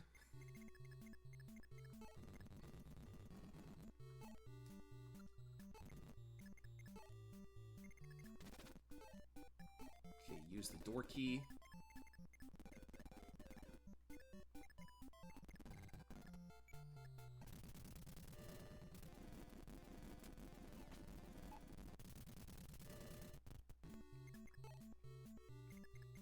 And take this. There we go. Alright, so that enemy dropped a hero crest. The hero crest is the first promotion item, so we can actually change Ogma's class now. That's what promotion items do. They change your class, but you have to be level 10 or higher. But I'm not going to use it, though, because I like to wait until level 20, which is the maximum. So now we've saved Maria, and she's smitten with Marth. He's quite handsome. So Maria is yet another cleric. Just like the other clerics, she's not really useful for anything. I mean, she's another cleric. So that's something you can do. But anyway, back to the hero crest. Is Minerva actually going to go out and try to get to Marth now that Maria's recruited? I think that's how it works.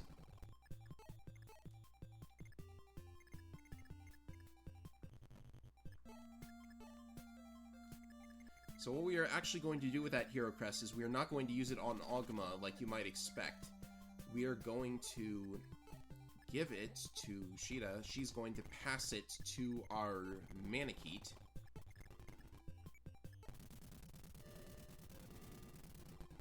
Is she gonna move? Please tell me I don't have to move Marth all the way down there.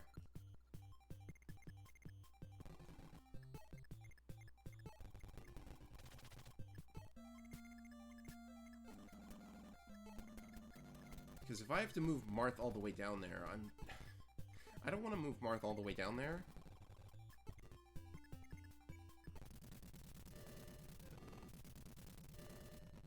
Ah! Oh, I did not expect that. Oh, that always gets me. There's a reinforcement wave behind you at the start of the map, and that's... uh-oh. But it's fine, because Bantu can't really take any damage from these guys. That always gets me. Like, even at base level, Bantu can't take any damage from these guys, so he's perfectly safe.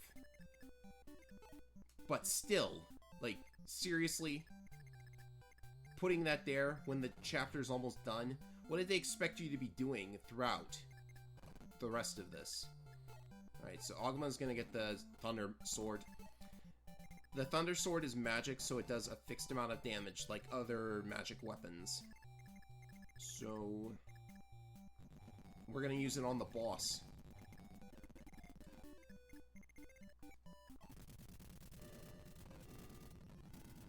Just pop out a bunch of enemies like that. Some of them might go for our other groups.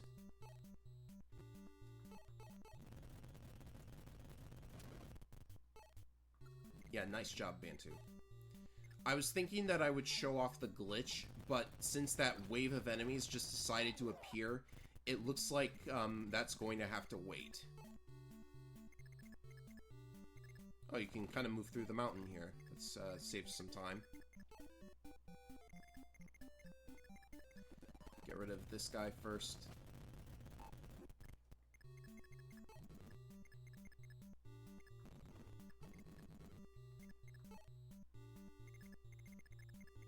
And maybe it is better that we wait until the next chapter to start using the glitch anyways. Oh, can Maria recruit her? Would make sense.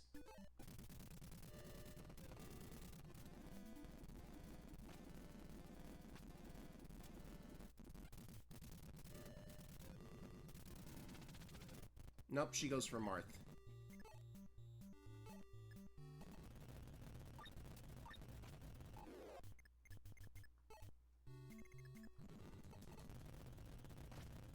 If all the enemies get dealt with, then we could totally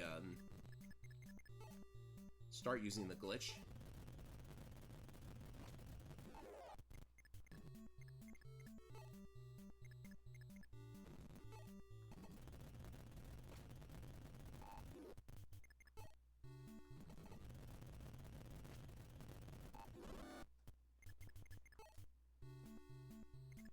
And now for this boss. He's got a steel sword. We just got our Thunder Sword, so I could totally try it out. It only does 7 damage because fixed amount of damage, but if it gets a crit, that's pretty good. What level is Agama? He's 11.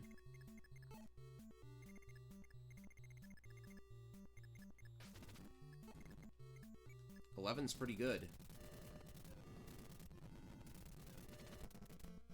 Alright, so Minerva joined us.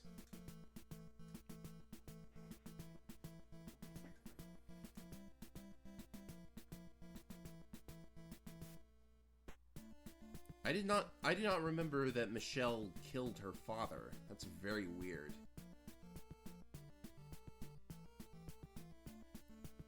Well, it leads to a lot of M. Bison jokes, so that's gonna be fun.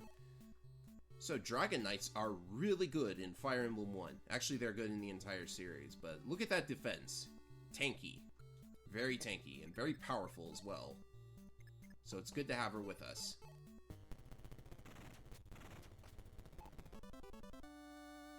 Level 12 for Agama, and these good levels just keep coming. She has in her inventory, she has a Thunder Sword. Okay, let's just pelt this guy with Thunder Swords.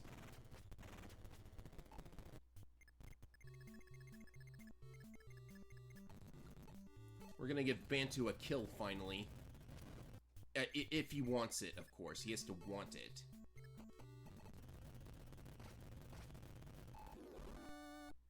Do we count that as an archer level?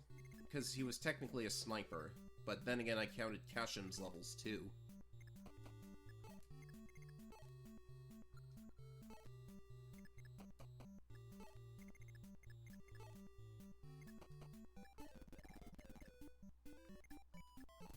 Just keep going, keep on trucking.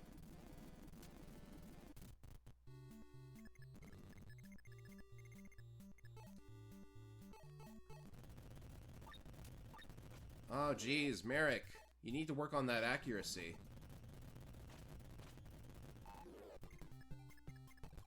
Please get a kill. No! Bantu! Stop being so old! What's this guy's health like? There. Boss is dead. He drops a speed ring. This will increase the speed of the person who uses it. I didn't get a chance to show off the glitch, but I suppose that, you know, we can't really do anything about that now. So next time we will do the glitch. We are now up to chapter 11. So yeah, we're looking good. I've been streaming for 2 hours so far. Oh yeah, George cleans house, definitely.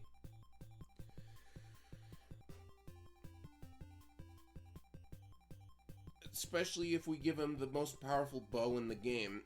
But he has to get a couple levels to use it. I would love for him to use it, though.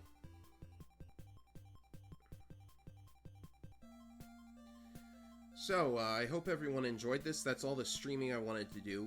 This was a very good stream. I did not drop that as nearly as many frames as last time, so that was good. Had a nice stream. Sorry to the guys who came in at the last chapter, but that's all I had planned for today. So let's see.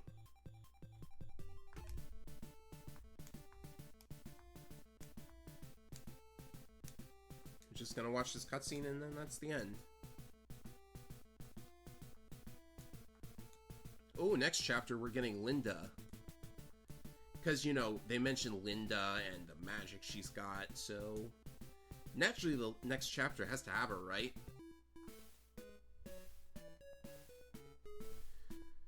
Alright, that's going to do it for the second stream of Fire Emblem 1. The next stream is on Monday the 13th. Looks like the 13th. And I'll see you guys all for that. So, thanks for watching. Yeah, happy to have everybody here. Later, guys.